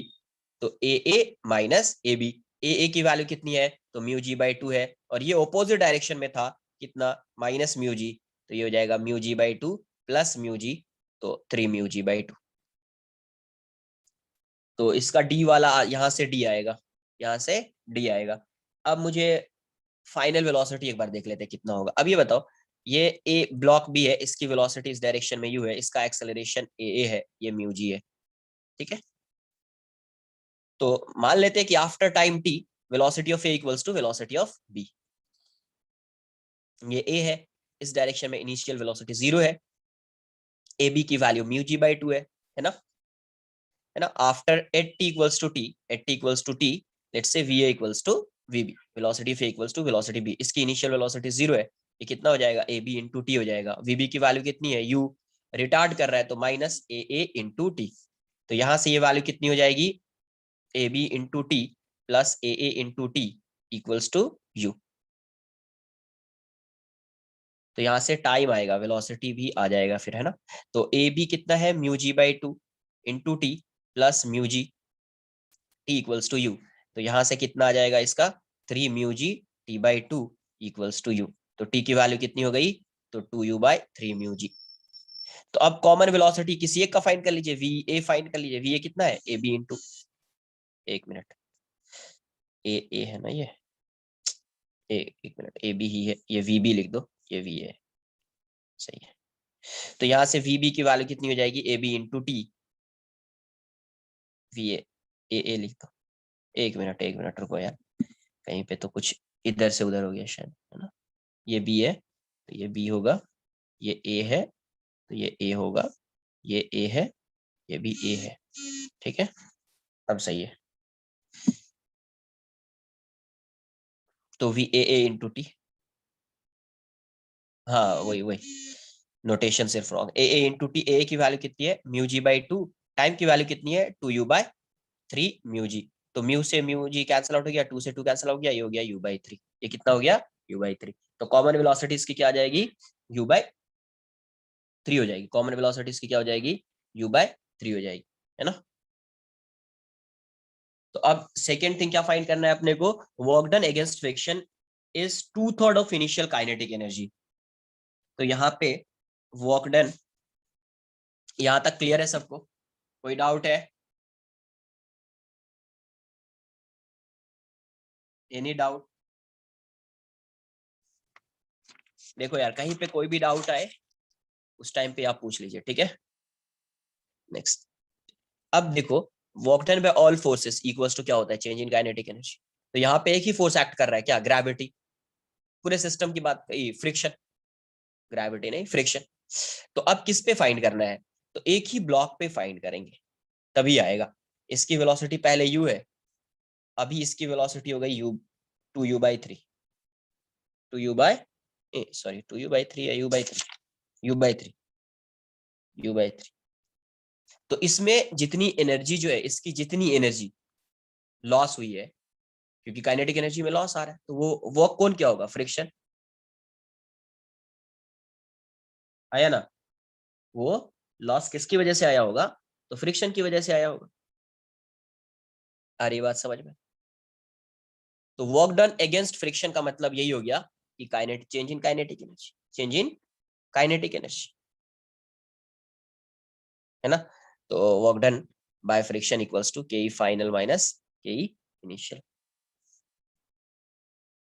तो फाइनल कितना है इसका, तो हाफ, इसके लिए फाइंड कर रहे हैं पहले ए के लिए, ए के लिए ये, तो half into m, m into final कितना है, u बाई 3 का स्क्वायर हो जाएगा ये, minus half into m into half into m into u square. तो यहाँ से ये वैल्यू कितनी होगी, एम यू स्क्वायर बाई 18, और ये हो जाएगा एम यू स्क्वायर बाई 2। तो ये कितना आ रहा है, 18, ये हो जाएगा m u square minus 9 m u square. तो ये वाली वैल्यू कितनी आई, 8 एम यू स्क्वायर बाय 18, तो minus 4 by 9 m u square हो गया, है ना। तो ये फ्रिक्शन का वर्क इस पे हो रहा है, इतना नेगेटिव हुआ है, इतना नेगेटिव हुआ है। अब इस पे भी हुआ होगा फ्रिक्शन का वर्क, ए पे फ्रिक्शन इस साइड लग रहा है, इसकी वेलोसिटी पहले 0 थी, अभी इसकी वेलोसिटी कितनी हो गई है, अभी इसकी वेलोसिटी हो गई है v equals to u by 3, इसका मास 2m। तो यहाँ पे वर्क डन बाय फ्रिक्शन जो रहा होगा वही फाइनल काइनेटिक एनर्जी के इक्वल, के फाइनल, इनिशियली तो इसका 0 था, ये तो 0 था, तो ये जाएगा half into 2m into u by 3 का स्क्वायर। तो कितना आ जाएगा, 2 से 2 cancel, m u square by 9, m u square by 9। सही लिख रहे हैं क्या अपन? क्वेश्चन में क्या बोला था, 2/3 of initial kinetic energy, third लिख रहा है क्या, 2/3, 2/3 into half m u square. Okay, against बोला है क्या? हाँ, work done against friction, correct. तब तो यहीं से आंसर आ जाएगा, तब तो यहाँ से आ जाना चाहिए, क्योंकि अगेंस्ट बोला है, तो ये तो अगेंस्ट में ये नहीं है, करेक्ट। बट इससे आंसर आएगा क्या, देख लो, सब कुछ सही किया है। -4, तो ये कितना आएगा, -1/2 लिख देते हैं पहले, तो 8/9 दिख रहा है ये मुझे तो, हाफ एम यू स्क्वायर, कुछ ऐसा दिख रहा है, 2/3 तो नहीं दिख रहा है यार, 2/3 तो नहीं दिख रहा है। Work done against friction, against friction का वर्क डन तो यही है, थर्ड कैलकुलेशन सही किया है, half m into u by 3 का स्क्वायर, तो m u square by 9 into 2, 18/2, 9, 8/18, तो 4/9। बट क्वेश्चन बोला है कितना, 2/3, 2/3 है क्या? हम्म, नहीं तो वर्क डन अगेंस्ट फ्रिक्शन मतलब नेट वर्क डन तो नहीं बोला है उसने, net work done against friction ये भी तो हो सकता है ना यार, नेट वर्क डन, एक मिनट रुको, तो -4/9 m u square plus m u square by 9, तो हाँ वही होगा, नेट नेट वर्क डन पूछा है उसने, इसीलिए ये करेक्ट था फिर, ए है, नेट वर्क डन है वो, net work done against friction, net work done है ना, सिर्फ वो नहीं है। तो इनिशियल वेलोसिटी 0 है, फाइनल वेलोसिटी इसकी v फाइनल जो है ये u/3 है, तो काइनेटिक एनर्जी अगेंस्ट फ्रिक्शन क्या हो जाएगा, work done against friction is kinetic energy final minus initial, ये वाला टर्म तो 0 है, ये हो जाएगा हाफ इंटू 2m इंटू, यहाँ पे पॉजिटिव वर्क डन हो रहा है, तो net work done against friction कितना हो जाएगा, एम यू स्क्वायर बाई 9, तो net work done against friction, net work done against friction, क्योंकि टोटल सिस्टम पे फाइंड करना है, एक ब्लॉक तो बोला नहीं है, अगेंस्ट फ्रिक्शन, ये कितना आएगा आपका, तो -4/9 m u square plus m u square by 9, तो यहाँ से आ रहा है कितना, ये आ जाएगा -3 एम यू स्क्वायर बाई 9, तो 1/3 एम यू स्क्वायर, तो -1/3 मतलब 2/3 इंटू 1/2 एम यू स्क्वायर, कितना होगा, यही है 1/3, तो 2 से 2 कैंसिल आउट हो जाएगा, ये इनिशियल काइनेटिक एनर्जी है, तो इनिशियल काइनेटिक एनर्जी का कितना है, 2/3 मतलब 2/3, इनिशियल काइनेटिक एनर्जी का कितना वर्क डन हुआ है, 2/3, है ना, net work done against friction 2/3 हुआ है, तो इसलिए उसका आंसर जो होना चाहिए, ए आ रहा था, बी आएगा, और एक A B and D, D ना, हाँ A B and D, net work done against friction देखना है अपने को, इसलिए वो भी आएगा, ठीक है।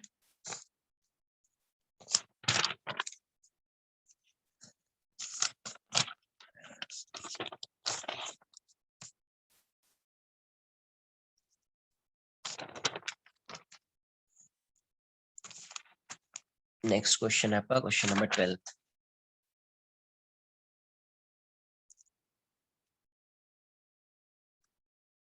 12th में क्या बोला है, in one dimensional collision between two particles B is stationary and A has momentum p before impact, B जो है, ये बी है, ये रेस्ट में है, और ए जो है इसका मोमेंटम p है, मोमेंटम p है, A gives impulse j to B, A इसको इम्पल्स दिया j, तो जब इसको मिला इम्पल्स j, तो इसकी वजह से इसका कुछ मोमेंटम आएगा, तो pv हो गया। अब ये इस पे इसको इम्पल्स दे रहा है बी पे इस साइड, तो ए को इम्पल्स इस साइड मिलेगा, ए को इम्पल्स इस साइड मिलेगा, अब इसका मोमेंटम मान लेते हैं अभी p हो गया है, पहले पी बी था, अभी पी हो गया। अब इसके लिए अगर लिखोगे तो अब क्या लिखोगे, J equals to change in momentum of B, तो पी बी पहले 0 था, तो जे की वैल्यू, दोनों सेम डायरेक्शन में, इसीलिए दोनों पॉजिटिव ले लिया। अब इसके मोमेंटम की बात करेंगे तो P A impulse equals to क्या होगा, इसके लिए पी ए माइनस पी। अब देखो ये पॉजिटिव है, इस डायरेक्शन को पॉजिटिव लिया तो ये नेगेटिव हो जाएगा, तो minus J equals to P A minus P. तो जे की वैल्यू क्या हो जाएगी, P minus P A.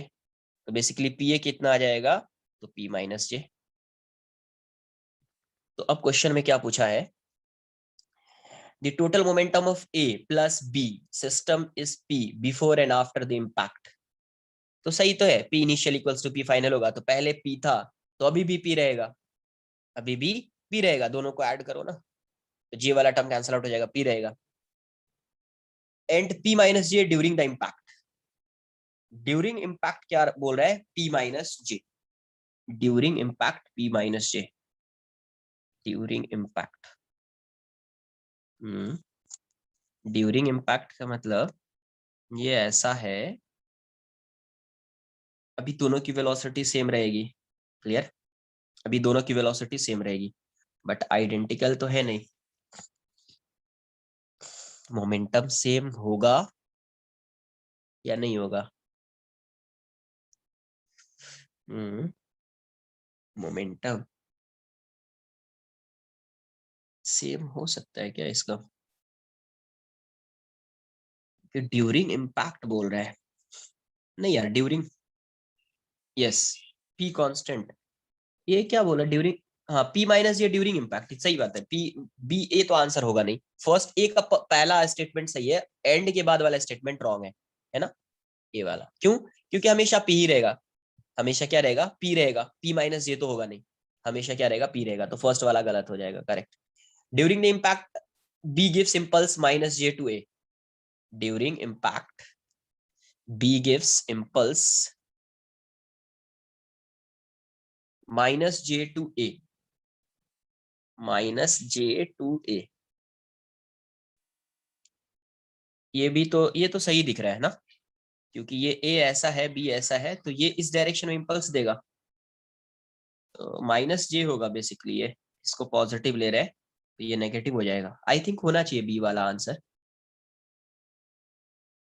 B तो दिख रहा है।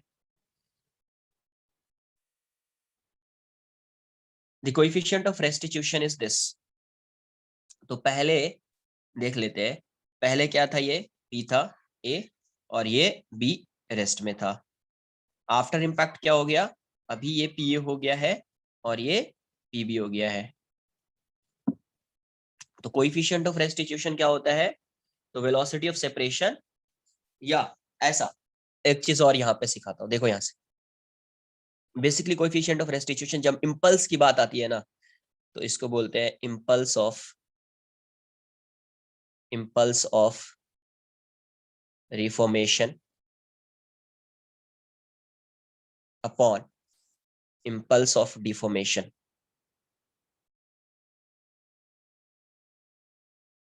डिफॉर्मेशन,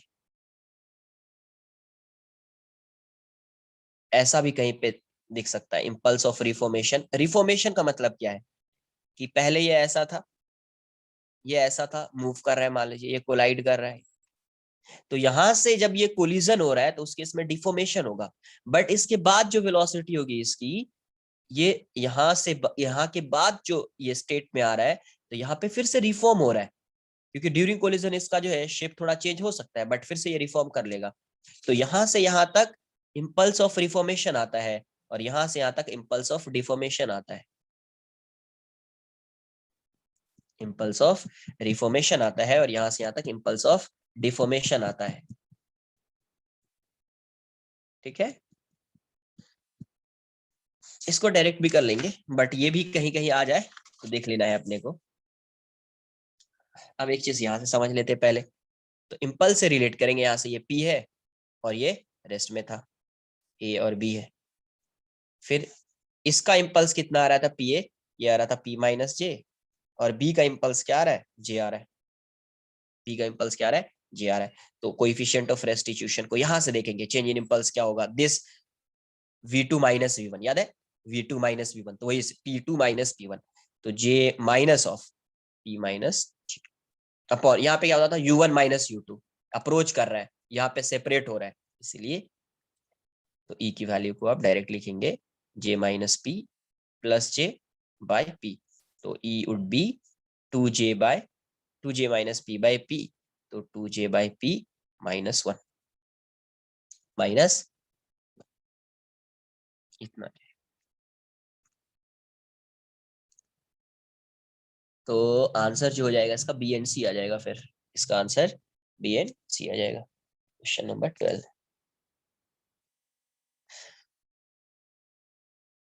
बी सी दिख रहा है इसका आंसर। नेक्स्ट है आपका question number 14।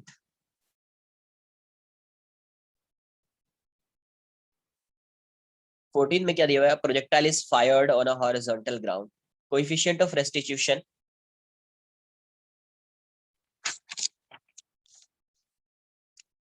impulse of reformation upon impulse of deformation।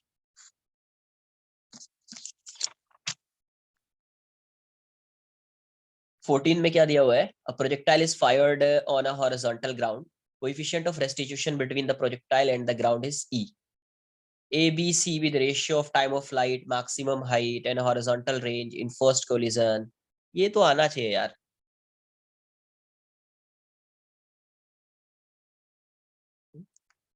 A projectile is fired on horizontal ground, coefficient of restitution between the projectile and the ground is e, let a b and c be the ratio of time of flight, maximum height and horizontal range in first two collisions, first two collisions, ऐसा गया होगा, फिर यहाँ के बाद ये ऐसा गया होगा, यही होगा ना। तो यहाँ से देखिए, इसकी वेलोसिटी ux है, इसकी वेलोसिटी uy है। अब ये बताओ, जब ये स्ट्राइक करेगा तो इसकी वेलोसिटी इस डायरेक्शन में uy रहेगी, इसकी वेलोसिटी इस डायरेक्शन में ux रहेगी। ux तो चेंज, ये कौन सा लाइन है, कॉमन टेंजेंट है, ये चेंज नहीं होगा, ये चेंज हो जाएगा uy। तो इसका जो uy होने वाला है इस डायरेक्शन में, इस प्रोजेक्टाइल के लिए, वो euy हो जाएगा, इसी को बोल रहे हैं uy डैश। तो टाइम ऑफ फ्लाइट इस केस में कितना आएगा, t1 equals to 2uy by g. Height कितना आएगा, तो uy square by 2g। Range कितना आएगा, तो ये कितना होगा ux इंटू टी1, तो ux इंटू 2uy बाई जी, मतलब 2ux uy बाई जी। और यहाँ पे टाइम ऑफ फ्लाइट कितना होगा t2, ये हो जाएगा 2uy डैश बाई जी, मतलब 2e uy by ji. T h2 कितना आएगा, तो uy dash square by 2g, तो ये हो जाएगा e square uy square by 2g। इसको क्या लिख सकते हैं, यहीं से पहले इसी को देख लो, इसको क्या लिख सकते हैं, ये हो जाएगा e इंटू टी1, तो अपने को फाइंड क्या करना था, t1 by T2, t1 by T2, तो ये e इस साइड लाओ, तो 1 by e equals to t1 by t2 हो जाएगा, यही a है, तो पहला आ गया। सेकेंड क्या फाइंड करना, हाइट h2 की वैल्यू क्या हो जाएगी, uy dash square by 2g, मतलब e square uy square by 2g, तो basically u square by 2g क्या h1, तो e स्क्वायर h1, तो यहाँ से h1 बाई h2 की वैल्यू क्या आ जाएगी, 1 by e square equals to h1 by h2, तो यही b है। सिमिलरली r2 क्या हो जाएगा आपका, तो 2ux into u y dash by g, तो ये कितना हो जाएगा 2ux uy into e by g, तो कितना हो जाएगा r1 इंटू ई हो जाएगा, तो r1 by r2 is 1 by ई, तो c की वैल्यू 1 बाई ई हो जाएगी, तो इसका आंसर ए भी हो जाएगा सिर्फ। ये तो सिंपल था। 14 सिर्फ किस डायरेक्शन की वेलोसिटी चेंज होगी, तो लाइन ऑफ इम्पैक्ट के अलॉन्ग जो वेलोसिटी है, लाइन ऑफ इम्पैक्ट के अलॉन्ग वो चेंज है ना, लाइन ऑफ इम्पैक्ट के अलॉन्ग जो है वो चेंज, ठीक है।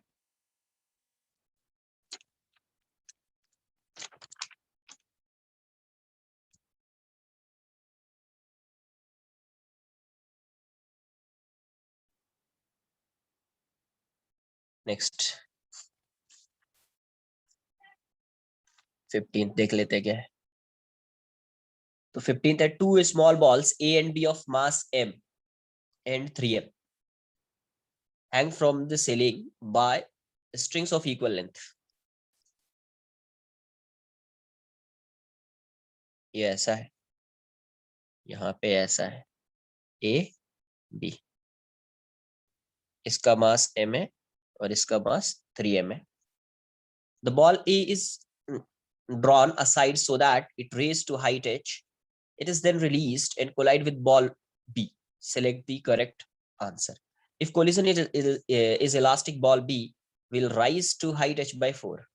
If collision is elastic, ball B, if collision is perfectly inelastic, तो elastic और perfectly inelastic है। अब ये बताइए कि इन दोनों के बीच का डिफरेंस क्या है h। तो जब ये बॉल यहाँ पे आएगा तो इसकी वेलोसिटी कितनी होगी इस डायरेक्शन में, va कितना होगा, तो अंडर रूट कितनी हाइट से आ रहा है h 2gh। Conservation of energy से ही आएगा ना 2gh।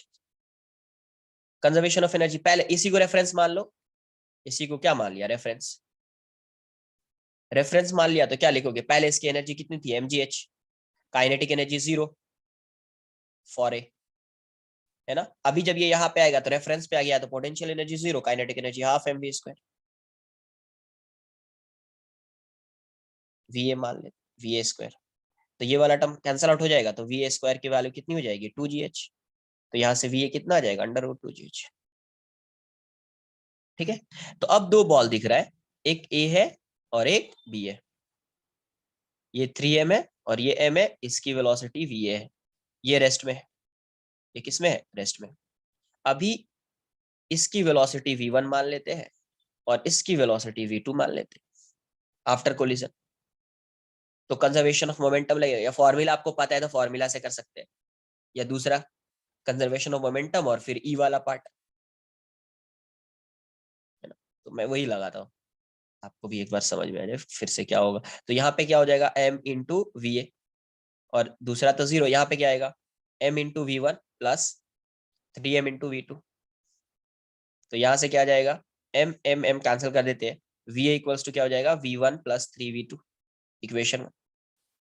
दूसरा क्या लगाएंगे, e equals to coefficient of restitution equals to v2 minus v1 upon va minus 0, e की वैल्यू 1 हो जाएगी तो v2 minus v1 equals to va, तो va की वैल्यू कितनी हो गई, तो v2 माइनस v1 इक्वेशन, दोनों को ऐड कर दो, ऐड करोगे तो ये वाला टर्म कैंसिल आउट हो जाएगा, है ना। नाउ 1 प्लस 2, तो v1 वाला टर्म कैंसिल आउट हो जाएगा, यहाँ से क्या आ जाएगा 2va equals to 4v2, therefore v2 equals to क्या हो जाएगा va बाई 2,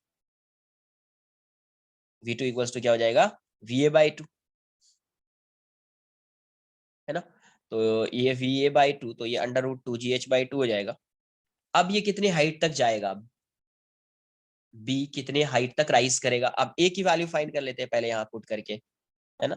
तो किसी फ्रॉम 2, यहाँ से v1 क्या आ जाएगा, v1 equals to v2 minus, हाँ v2 माइनस va, तो v2 माइनस v2 की वैल्यू क्या है va बाई 2, और ये va है तो ये जगह माइनस va बाई 2, मतलब ये अपोजिट डायरेक्शन में जाएगा, ये अपोजिट डायरेक्शन में जाएगा। अब फिर से कंजर्वेशन ऑफ एनर्जी लगाइए, you will get the value of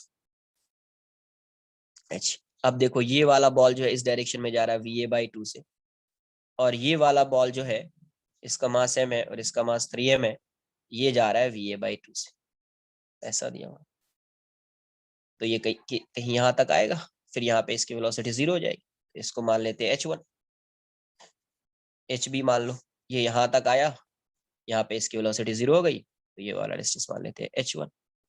तो अभी यहाँ पे क्या लिखोगे, conservation of energy half m va² by 4, यहाँ पे पोटेंशियल 0, फिर यहाँ पे सिर्फ पोटेंशियल mgh1, m से m जाएगा, तो va² कितना है, तो 2gh है by 8 equals to gh1, g से g जाएगा तो h1 की वैल्यू हो जाएगी h बाई 4,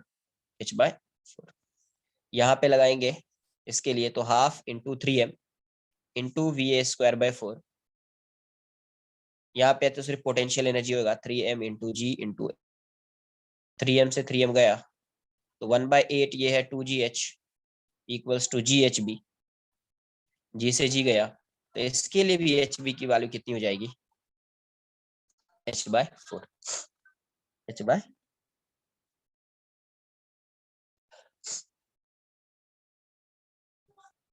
है ना। तो इस टाइप से जो है इन इलास्टिक कोलिजन जो है परफेक्टली इन इलास्टिक में भी फाइंड कर सकते हैं। अरे यार हिट हो गया क्या ये,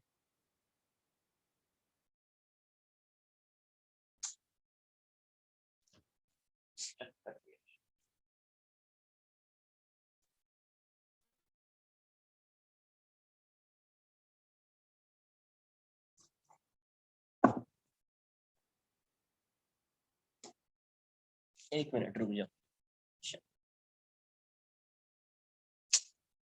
ये क्या हो रहा है, हिट भी तो नहीं हो रहा है।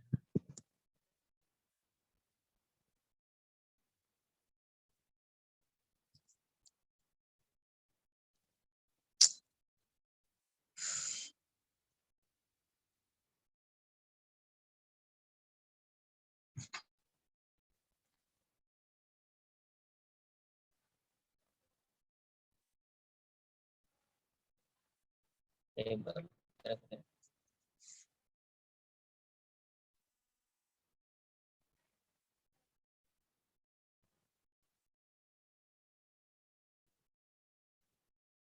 अभी क्लियर है क्या, पता नहीं वो स्टक कर गया था, इज इट क्लियर ना।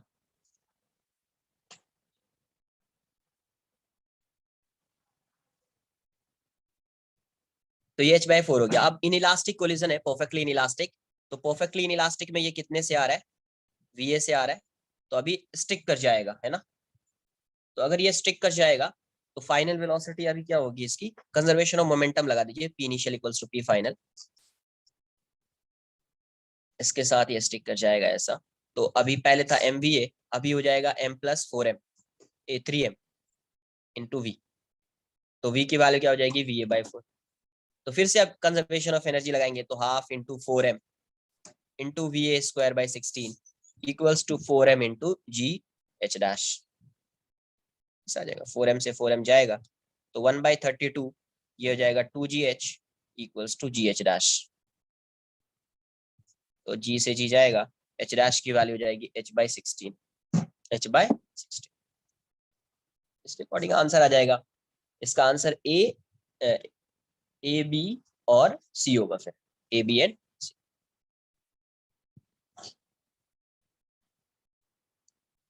नंबर 50।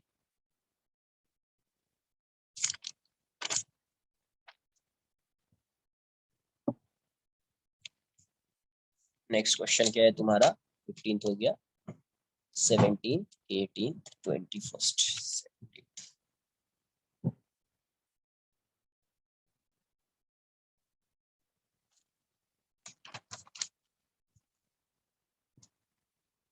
17th में क्या दिया हुआ है, a body is fired from point P, ऐसा कुछ दिया हुआ, ये इसका सेंटर है शायद। A body is fired from point P, strikes Q inside a smooth circular wall as shown in figure, it rebounds to point S diametrically opposite to P, then यहाँ पे गया, यहाँ पे आया। अब बताओ सबसे पहले इसका नॉर्मल क्या होगा, नॉर्मल मतलब लाइन ऑफ इम्पैक्ट क्या होगा, तो यहाँ पे स्ट्राइक कर रहा है, इसका नॉर्मल इससे पास होगा,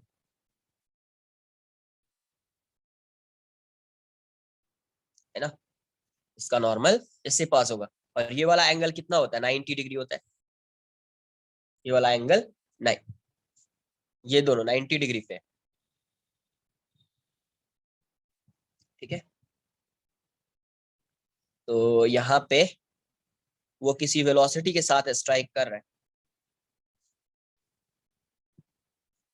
ये एंगल थीटा होगा, तो ये एंगल भी थीटा हो जाएगा, ये रेडियस है तो ये भी रेडियस, ये थीटा हो जाएगा, ये थीटा है तो ये एंगल 2 थीटा हो जाएगा,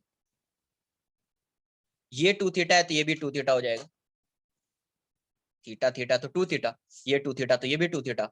अब ये थीटा प्लस 2 थीटा की वैल्यू कितनी हो जाएगी, 90 डिग्री, तो 3 थीटा वुड बी 90, तो थीटा की वैल्यू कितनी आ जाएगी 30 डिग्री। थीटा कितना आ जाएगा 30 डिग्री। तो ये वाला एंगल थीटा है, तो इसके अलोंग v cos थीटा,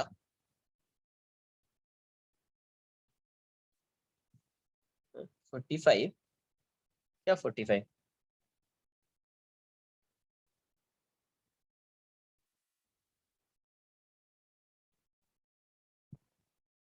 45 ओ ये गिवन है 45।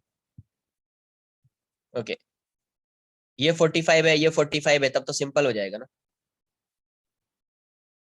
अरे मिस्टेक, मिस्टेक, ये गलत ही लिख दिया था ना।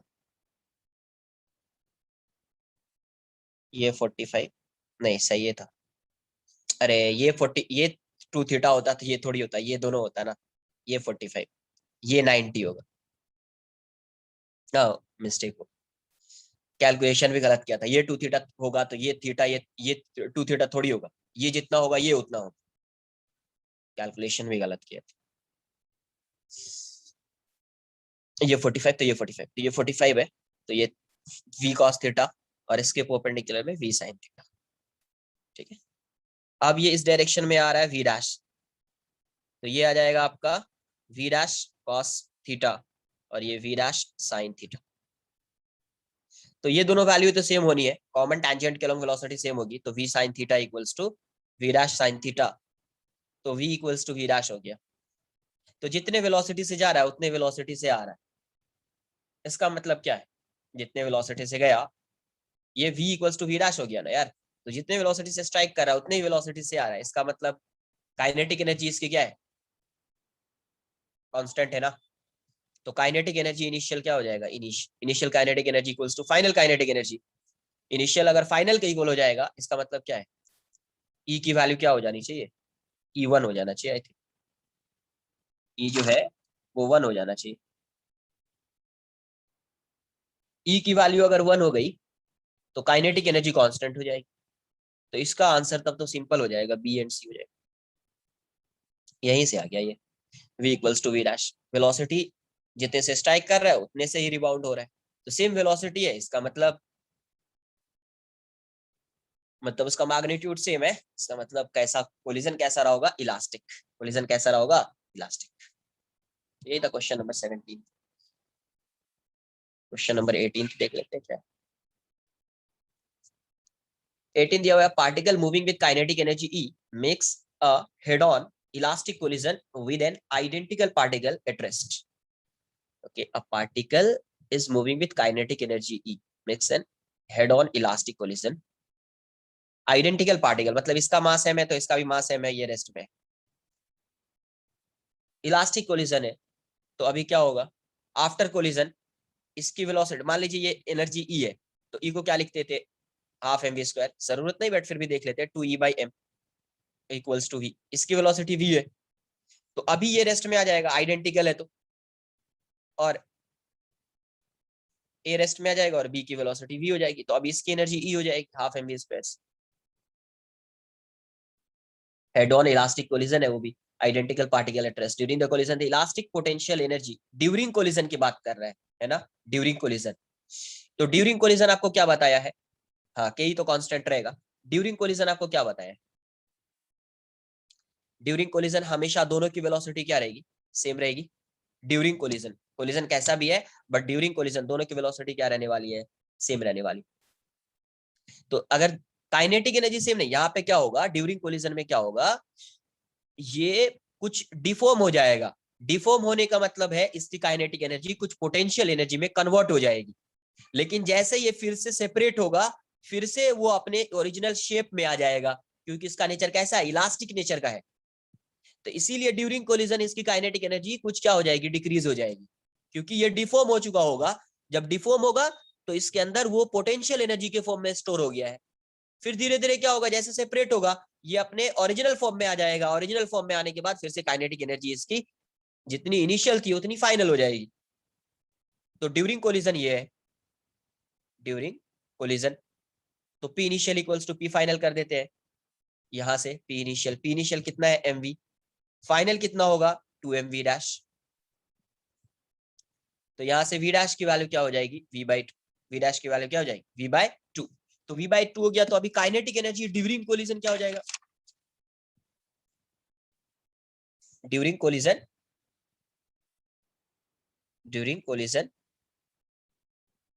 काइनेटिक एनर्जी कितनी हो जाएगी सिस्टम की, हाफ इंटू दोनों की वेलोसिटी सेम है वी डैश स्क्वायर, तो ये हो जाएगा m, और वी डैश स्क्वायर की वैल्यू कितनी है v/2, तो v²/2 हो जाएगा, v²/2 हो जाएगा।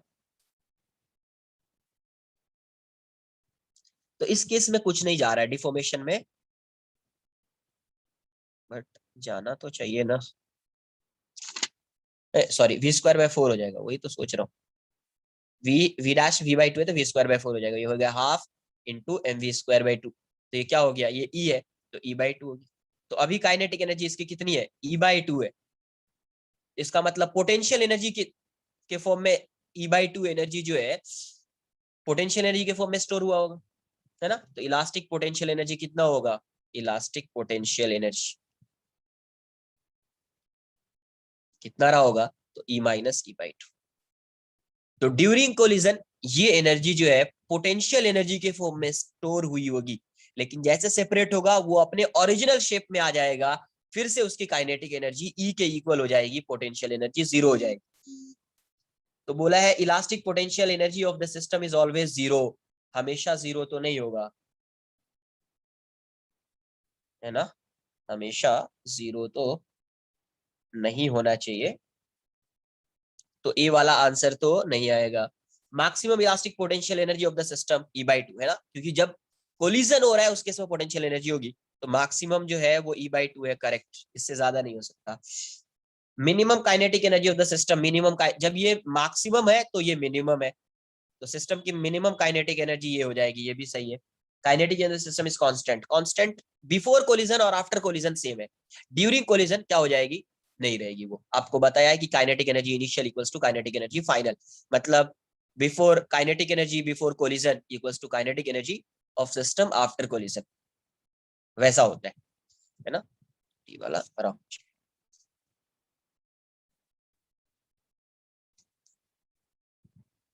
ड्यूरिंग कोलिजन में कुछ पोटेंशियल एनर्जी की फॉर्म में स्टोर हो जाता है। नेक्स्ट है 21st।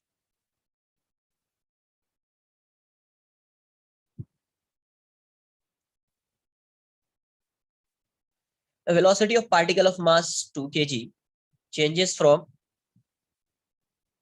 v1 की वैल्यू दी हुई है -2i कैप -2j कैप, वो 2j मिस्टेक से लिखा गया है, और v2 की वैल्यू दी हुई है i कैप -j कैप।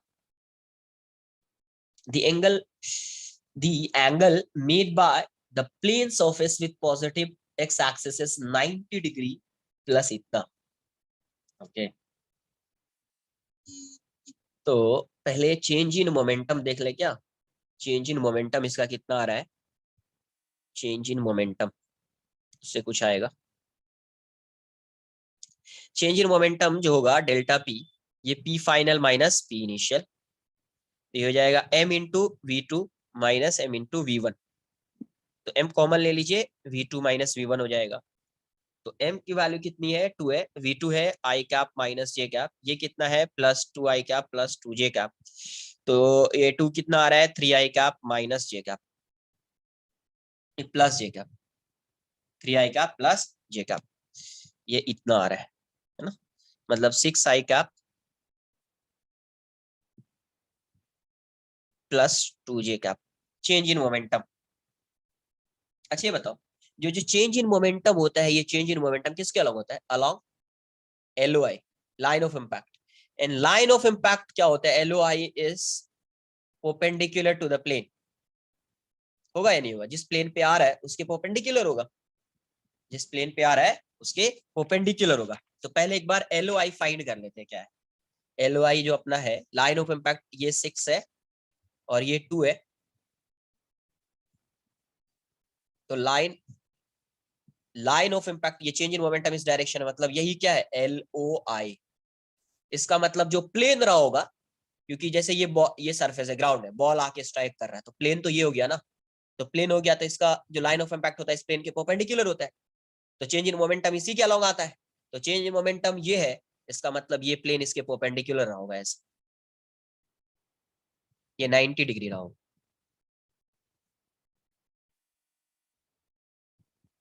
ये वाला एंगल फाइंड कर सकते थीटा। तो tan थीटा कितना आएगा, ये 2 है और ये 6 है, तो tan थीटा इक्वल्स टू 2/6। ये आपका x एक्सेस, ये y है, तो tan थीटा इक्वल्स टू, यही प्लेन है, तो tan theta equals to 1/3, hence theta equals to tan inverse 1/3, tan inverse 1/3। अब रिलेट करते क्या क्या है, तो क्या बोला गया आपको, the angle made by plane surface with the positive x axis is, तो ये प्लेन सरफेस यही है, पॉजिटिव एक्स एक्सिस से कितना एंगल बना रहा है, थीटा। पॉजिटिव एक्स एक्सिस से कितना, नहीं थीटा नहीं, ये वाला एंगल बना रहा है, करेक्ट। ये तो प्लेन जो है, ये प्लेन पॉजिटिव एक्स एक्सिस से ये वाला एंगल बना रहा है, अल्फा। तो angle made by the plane surface with positive x axis कितना आ रहा है, ये अल्फा है, और अल्फा की वैल्यू क्या है, theta plus 90, theta plus 90। Theta की वैल्यू कितना है, tan इनवर्स, तो आप लिख सकते हैं 90 प्लस tan इनवर्स 1/3। या दूसरा ये हो सकता था, ये वाला एंगल, तो ये 90 माइनस थीटा हो जाता, कहीं ऑप्शन है नहीं 90 माइनस थीटा का, तो इसके अकॉर्डिंग ए वाला आंसर तो होना चाहिए।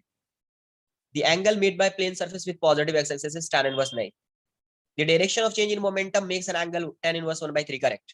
तो direction of change in momentum कितना एंगल बना रहा है, थीटा बना रहा है, मतलब ये है, इसका मतलब ए भी होगा, बी नहीं होगा, सी होगा। The direction of change in momentum makes, नहीं डी तो नहीं होगा, तो आंसर ए सी होगा। शायद इसका आंसर कुछ डी भी दिया होगा, लास्ट ईयर भी देखा था, तो डी रॉन्ग होगा, तो आंसर इसका ए और सी होगा। या इस बार कोई करेक्शन हुआ होगा तो फिर ए और सी रहेगा, बट इसका आंसर ए सी होगा। तो पहले क्या किया, चेंज इन मोमेंटम फाइंड किया। चेंज इन मोमेंटम से किसका आइडिया आएगा अपने को, लाइन ऑफ इम्पैक्ट का आइडिया आएगा। चेंज इन मोमेंटम से किसका आइडिया आएगा, लाइन ऑफ इम्पैक्ट का। तो line of impact is always perpendicular to the plane, तो ये प्लेन है, इसके परपेंडिकुलर होगा, तो ये 90 डिग्री है, ये थीटा फाइंड कर लिया, तो देख लिया कितना आ रहा है। नेक्स्ट है आपका 21st हो गया, नेक्स्ट इज 23rd।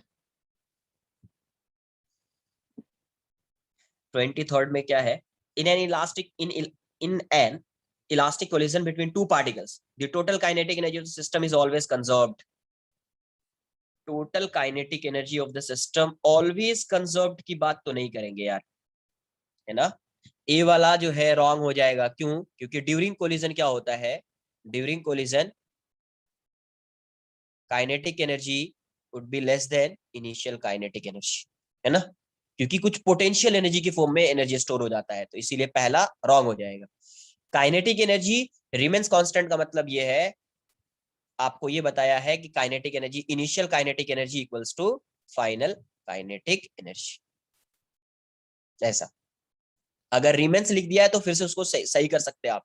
अगर कहीं पे मुझे लग रहा है मैंने ऐसा स्टेटमेंट दिया होगा कि initial kinetic energy equals to final kinetic energy, मतलब ये क्या है, किसकी बात कर रहे हैं, इनिशियल मतलब बिफोर कोलिजन, नहीं है तो देख लीजिए फिर से उसको सही से, और ये आफ्टर कोलिजन। अगर ऐसा नहीं लिखा है वहां पे तो आप ऐसा लिख दीजिए, ठीक है, ड्यूरिंग कोलिजन ऐसा होगा। अगर आपके नोट्स में ये नहीं है तो फिर से उस वाले पार्ट को ऐसा करेक्ट कर लीजिएगा, बट यही होगा। ड्यूरिंग कोलिजन आपको पता है कि डिफॉर्म हो सकता है, वो रिगेन करेगा शेप को आफ्टर कोलिजन, तो फिर से वो अपने ओरिजिनल शेप में आ जाएगा, तो उस इंस्टेंट पे काइनेटिक एनर्जी जो होगी वो इनिशियल काइनेटिक एनर्जी के इक्वल होगी, तो इसीलिए ए वाला जो है वो रॉन्ग हो जाएगा, ठीक है। बाकी तो आपको आ गया होगा। तो ये था आपका एक्सरसाइज 2, एक्सरसाइज 2।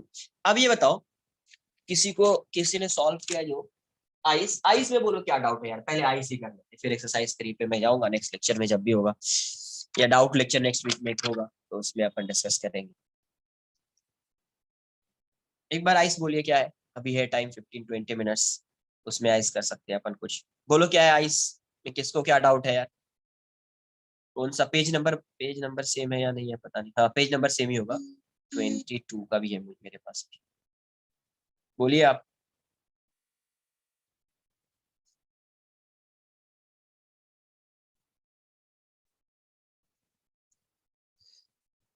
आइस में किसी को कोई डाउट, किसी को डाउट आ रहा था उस टाइम पे, सर आइस एक बार डिस्कस कर लो आप।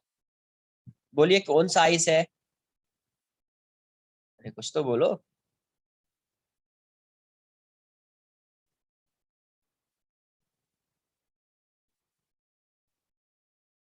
हेलो।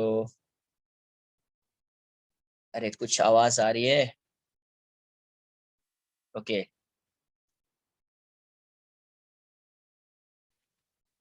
अब बोलो। उसको, उसने आइस सॉल्व किया था, सोचा लास्ट में बता दूंगा, वो है ही नहीं। तो एक्सरसाइज 3 पे आ जाते हैं, ठीक है। हाँ, ये चेक कर लेते हैं, ये भी तुम्हारा सही है।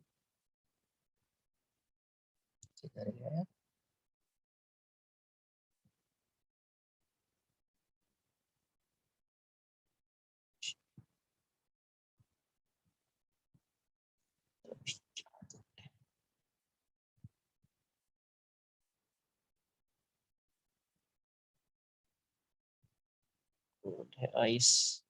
गौरव चला गया क्या वो? गौरव,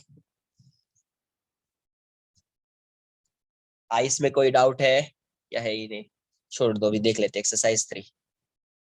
ठीक है, उसका किसी दिन डिस्कस कर लेंगे, आइस भी डिस्कस करेंगे यार, ऐसा थोड़ी है कि नहीं होगा। एक्सरसाइज 3।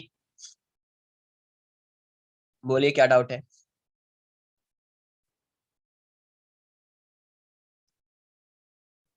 Exercise 3 6C12।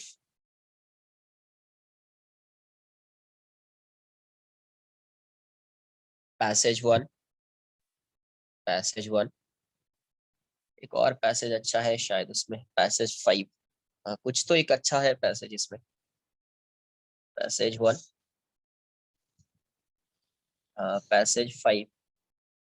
पैसेज 6। 6 है, किसी का डाउट क्या? ये 6।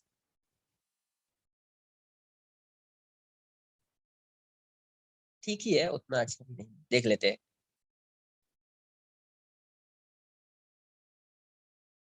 ओके। हेड ऑन है। हेड ऑन तो नहीं होगा ना फिर हेड ऑन नहीं होगा, क्योंकि डायरेक्शन चेंज हो रहा है ना। हेड ऑन का मतलब क्या होता था? हेड ऑन का मतलब ही होता है 1D कोलिजन। मतलब क्या है कि वो पहले जिस लाइन के अलॉन्ग मूव कर रहा था, लाइन ऑफ इम्पैक्ट इसका ऐसा था, तो बिफोर कोलिजन अगर ये ऐसा मूव कर रहा है तो आफ्टर कोलिजन भी ऐसा ही मूव करेगा। आफ्टर कोलिजन भी ऐसा ही मूव करेगा,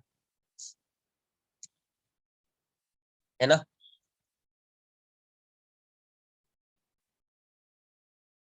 बट वैसा है नहीं यहाँ पे। अच्छा, 6 का सी देख लेते हैं। Question number 12। 6C अलग है क्या? 12 तो किया है ना यार। 12th नहीं सॉल्व किया क्या अपन ने? अरे, ये वाला क्वेश्चन सॉल्व किया, देखो क्लास नोट्स में, जहां पे एवरेज फोर्स फाइंड किया था ना, एवरेज फोर्स, उसके लिए पहले change in momentum he find किया था, और उससे पहले वाले क्वेश्चन में टाइम फाइंड किया था। तो क्वेश्चन नंबर 12 जो है वो आपके नोट्स में होगा, जहां पे फोर्स फाइंड किया था ना, एवरेज फोर्स, उसी क्वेश्चन में एवरेज मोमेंटम फाइंड किया था। 6 का सी देख लेते क्या दिया हुआ है। क्वेश्चन नंबर 6 क्या दिया हुआ है? Collision of neutron with a heavy unstable nucleus. Unstable nucleus, तो वो तो ब्रेक करता है ना यार। ये केमिस्ट्री में पढ़ा था ना, न्यूट्रॉन की। जैसे मान लो यूरेनियम है 235, न्यूट्रॉन आके स्ट्राइक करता है, तो न्यूट्रॉन जब आके स्ट्राइक करता है तो ये ब्रेक हो जाता है ना। पता नहीं, बीए और एक और क्रिप्टन होता था कुछ शायद, बेरियम क्रिप्टन कुछ ऐसा। फिर 3 न्यूट्रॉन निकलते हैं इससे। तो ये जब ब्रेक होता है, तो वैसे ब्रेक होने का मतलब क्या हो रहा है? फिशन, ऐसा होगा ना। तो न्यूक्लियर फिशन होना चाहिए। न्यूक्लियर फिजन, है ना। न्यूक्लियर फिजन होना चाहिए। फ्यूजन कब होगा? जब क्या होगा, ऐड होता है तो फ्यूजन, ब्रेक होगा तो फिजन। तो सी का आंसर आई थिंक होना चाहिए, वो नहीं दिया है क्या वो, देख लो एक बार। पैसेज वन,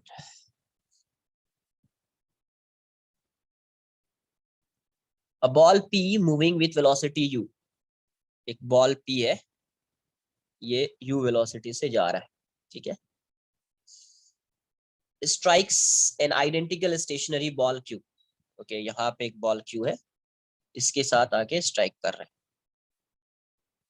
आइडेंटिकल है तो मास दोनों का सेम होगा, such that after collision the direction of p and q makes an angle 30 degree with the original direction of motion of p, okay? तो अभी जो है ये इस डायरेक्शन में जा रहा है p, और q आ रहा है इस डायरेक्शन में, ये 30 डिग्री पे है, ये 30 डिग्री पे है, और इसकी वेलोसिटी v1 मान लिया और इसकी वेलोसिटी v2।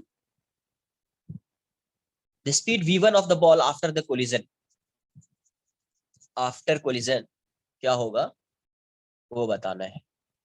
अच्छा, कोलिजन कैसा है ये पता नहीं,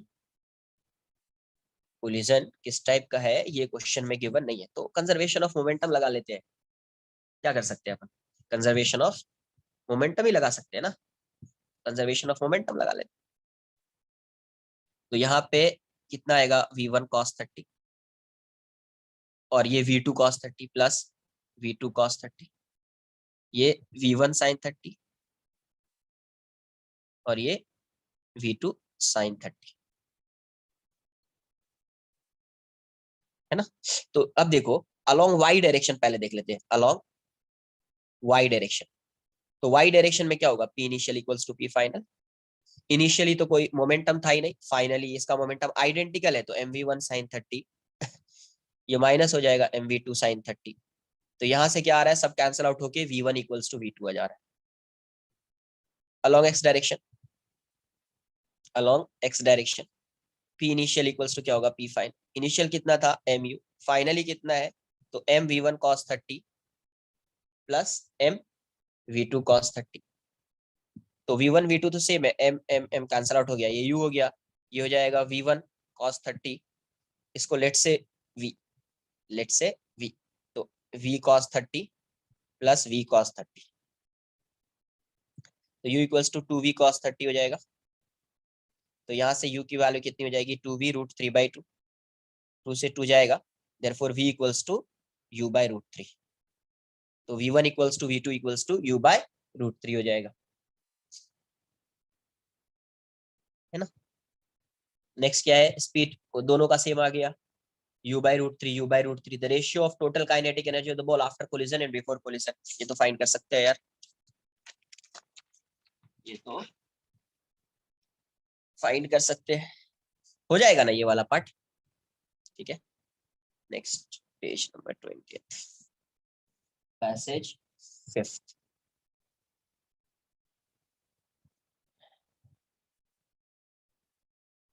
fifth, 1 kg block is given a velocity 2 kg, rough surface, ये स्मूथ है, ये 1 kg ब्लॉक है और ये 15 मीटर पर सेकेंड, ठीक है। क्या दिया है, 1 kg block is given a velocity 15 meter per second towards right over a very long rough plank of mass 2 kg. The correct graph showing linear momentum of 1 kg and 2 kg versus time.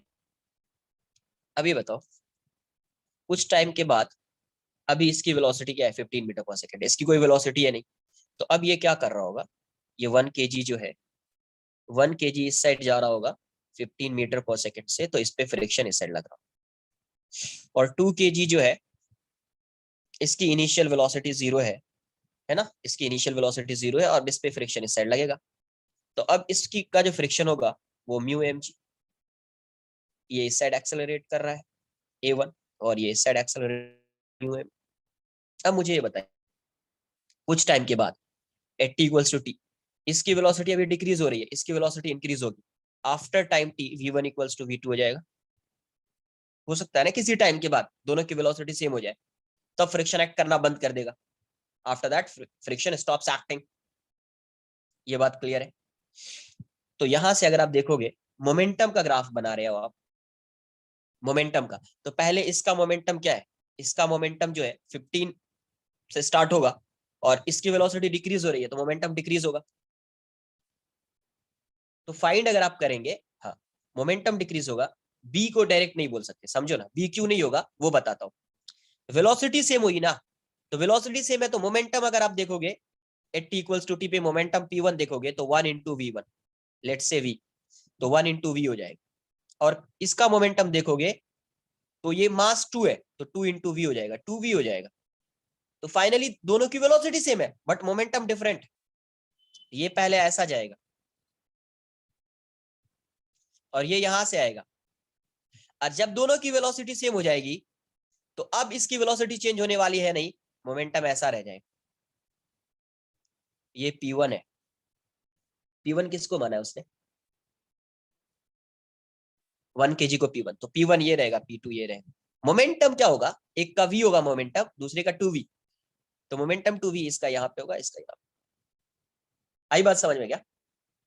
इससे कम होगा but देख लेना ये वाला part भी आपको देखना पड़ेगा कि इनिशियली ये इससे ज्यादा हाइट पे जा रहा है या कम पे, क्योंकि आपको पता है कि जो फाइनल वेलोसिटी आने वाली है, ये जो वेलोसिटी होगी इससे 15 से कम होगी ना।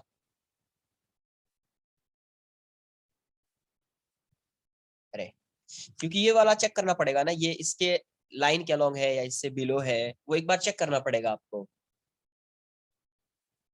ये बात आ रही है समझ में? अरे हाँ या ना? तो ये फाइनल मोमेंटम क्या रहेगा, कम रहेगा। ये फाइनल मोमेंटम कम रहेगा, क्यों रहेगा, कोई बताएगा क्या? हम्म, कोई बताएगा क्या फाइनल मोमेंटम कम क्यों रहेगा?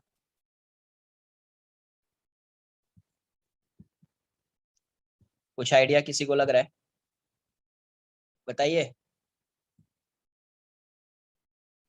हम्म, देखो यार, इस पे 1 kg पे जितना इस साइड फोर्स लग रहा है, इस पे उतना इस साइड फोर्स लग रहा है या नहीं लग रहा है? लग रहा है, तो मोमेंटम कंजर्व रहेगा। नेट फोर्स सिस्टम पे क्या है, जीरो है ना,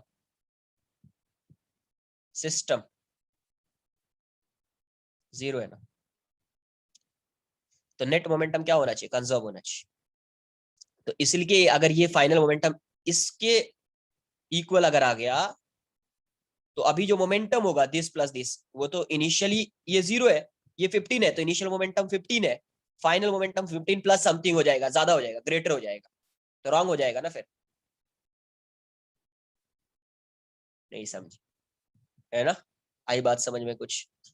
नहीं, अगर वैसा नहीं है तो क्या करेंगे, उस अगर क्वेश्चन में एग्जैक्ट पूछा जाएगा तो म्यू गिवन होगा, म्यू गिवन होगा तो you can find the value of V ना, एक क्वेश्चन किया है आज ऐसा ही, you can find the value of V, V find कर लेंगे, मोमेंटम की वैल्यू फाइंड कर लेंगे अपन।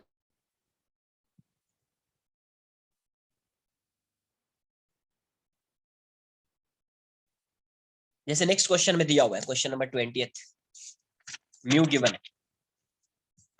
म्यू गिवन,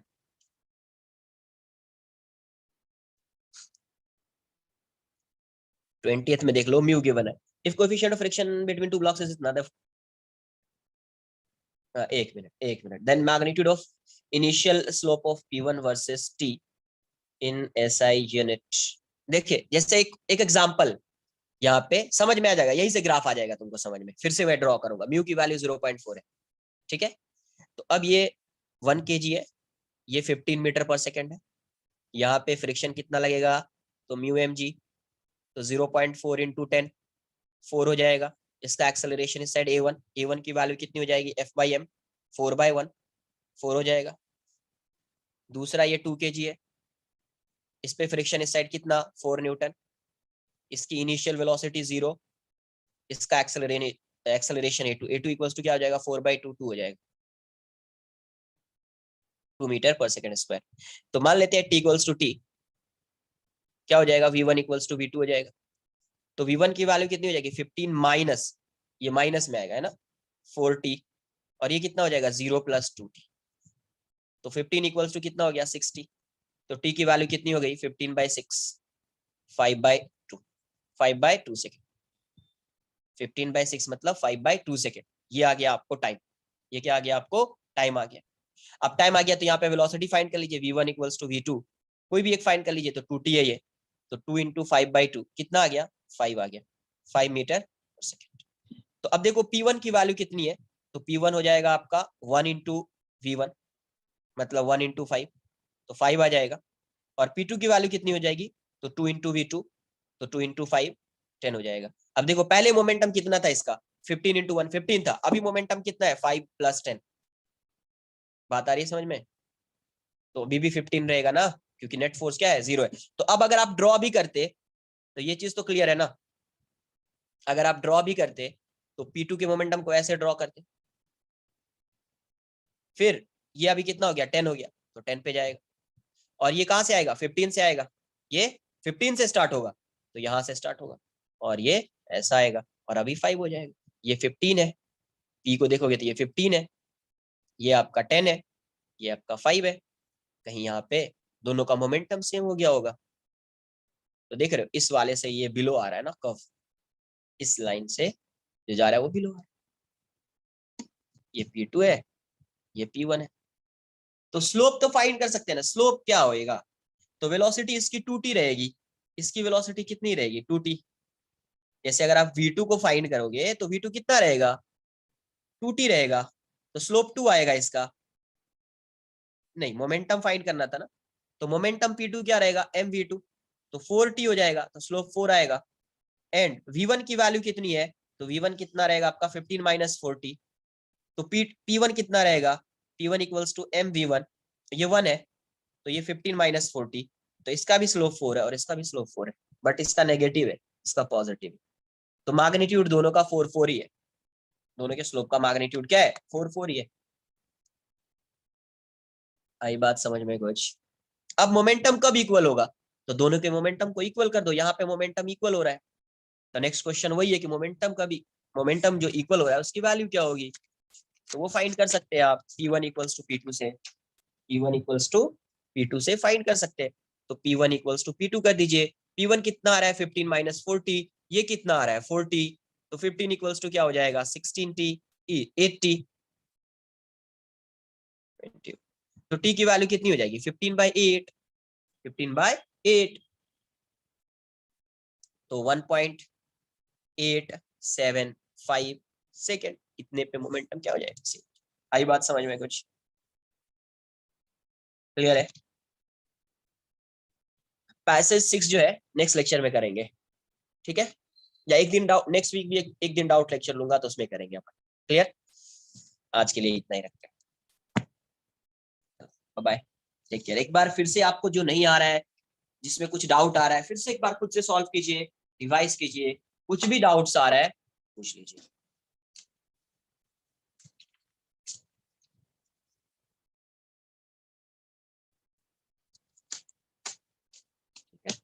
चलो bye, take care, have a nice day.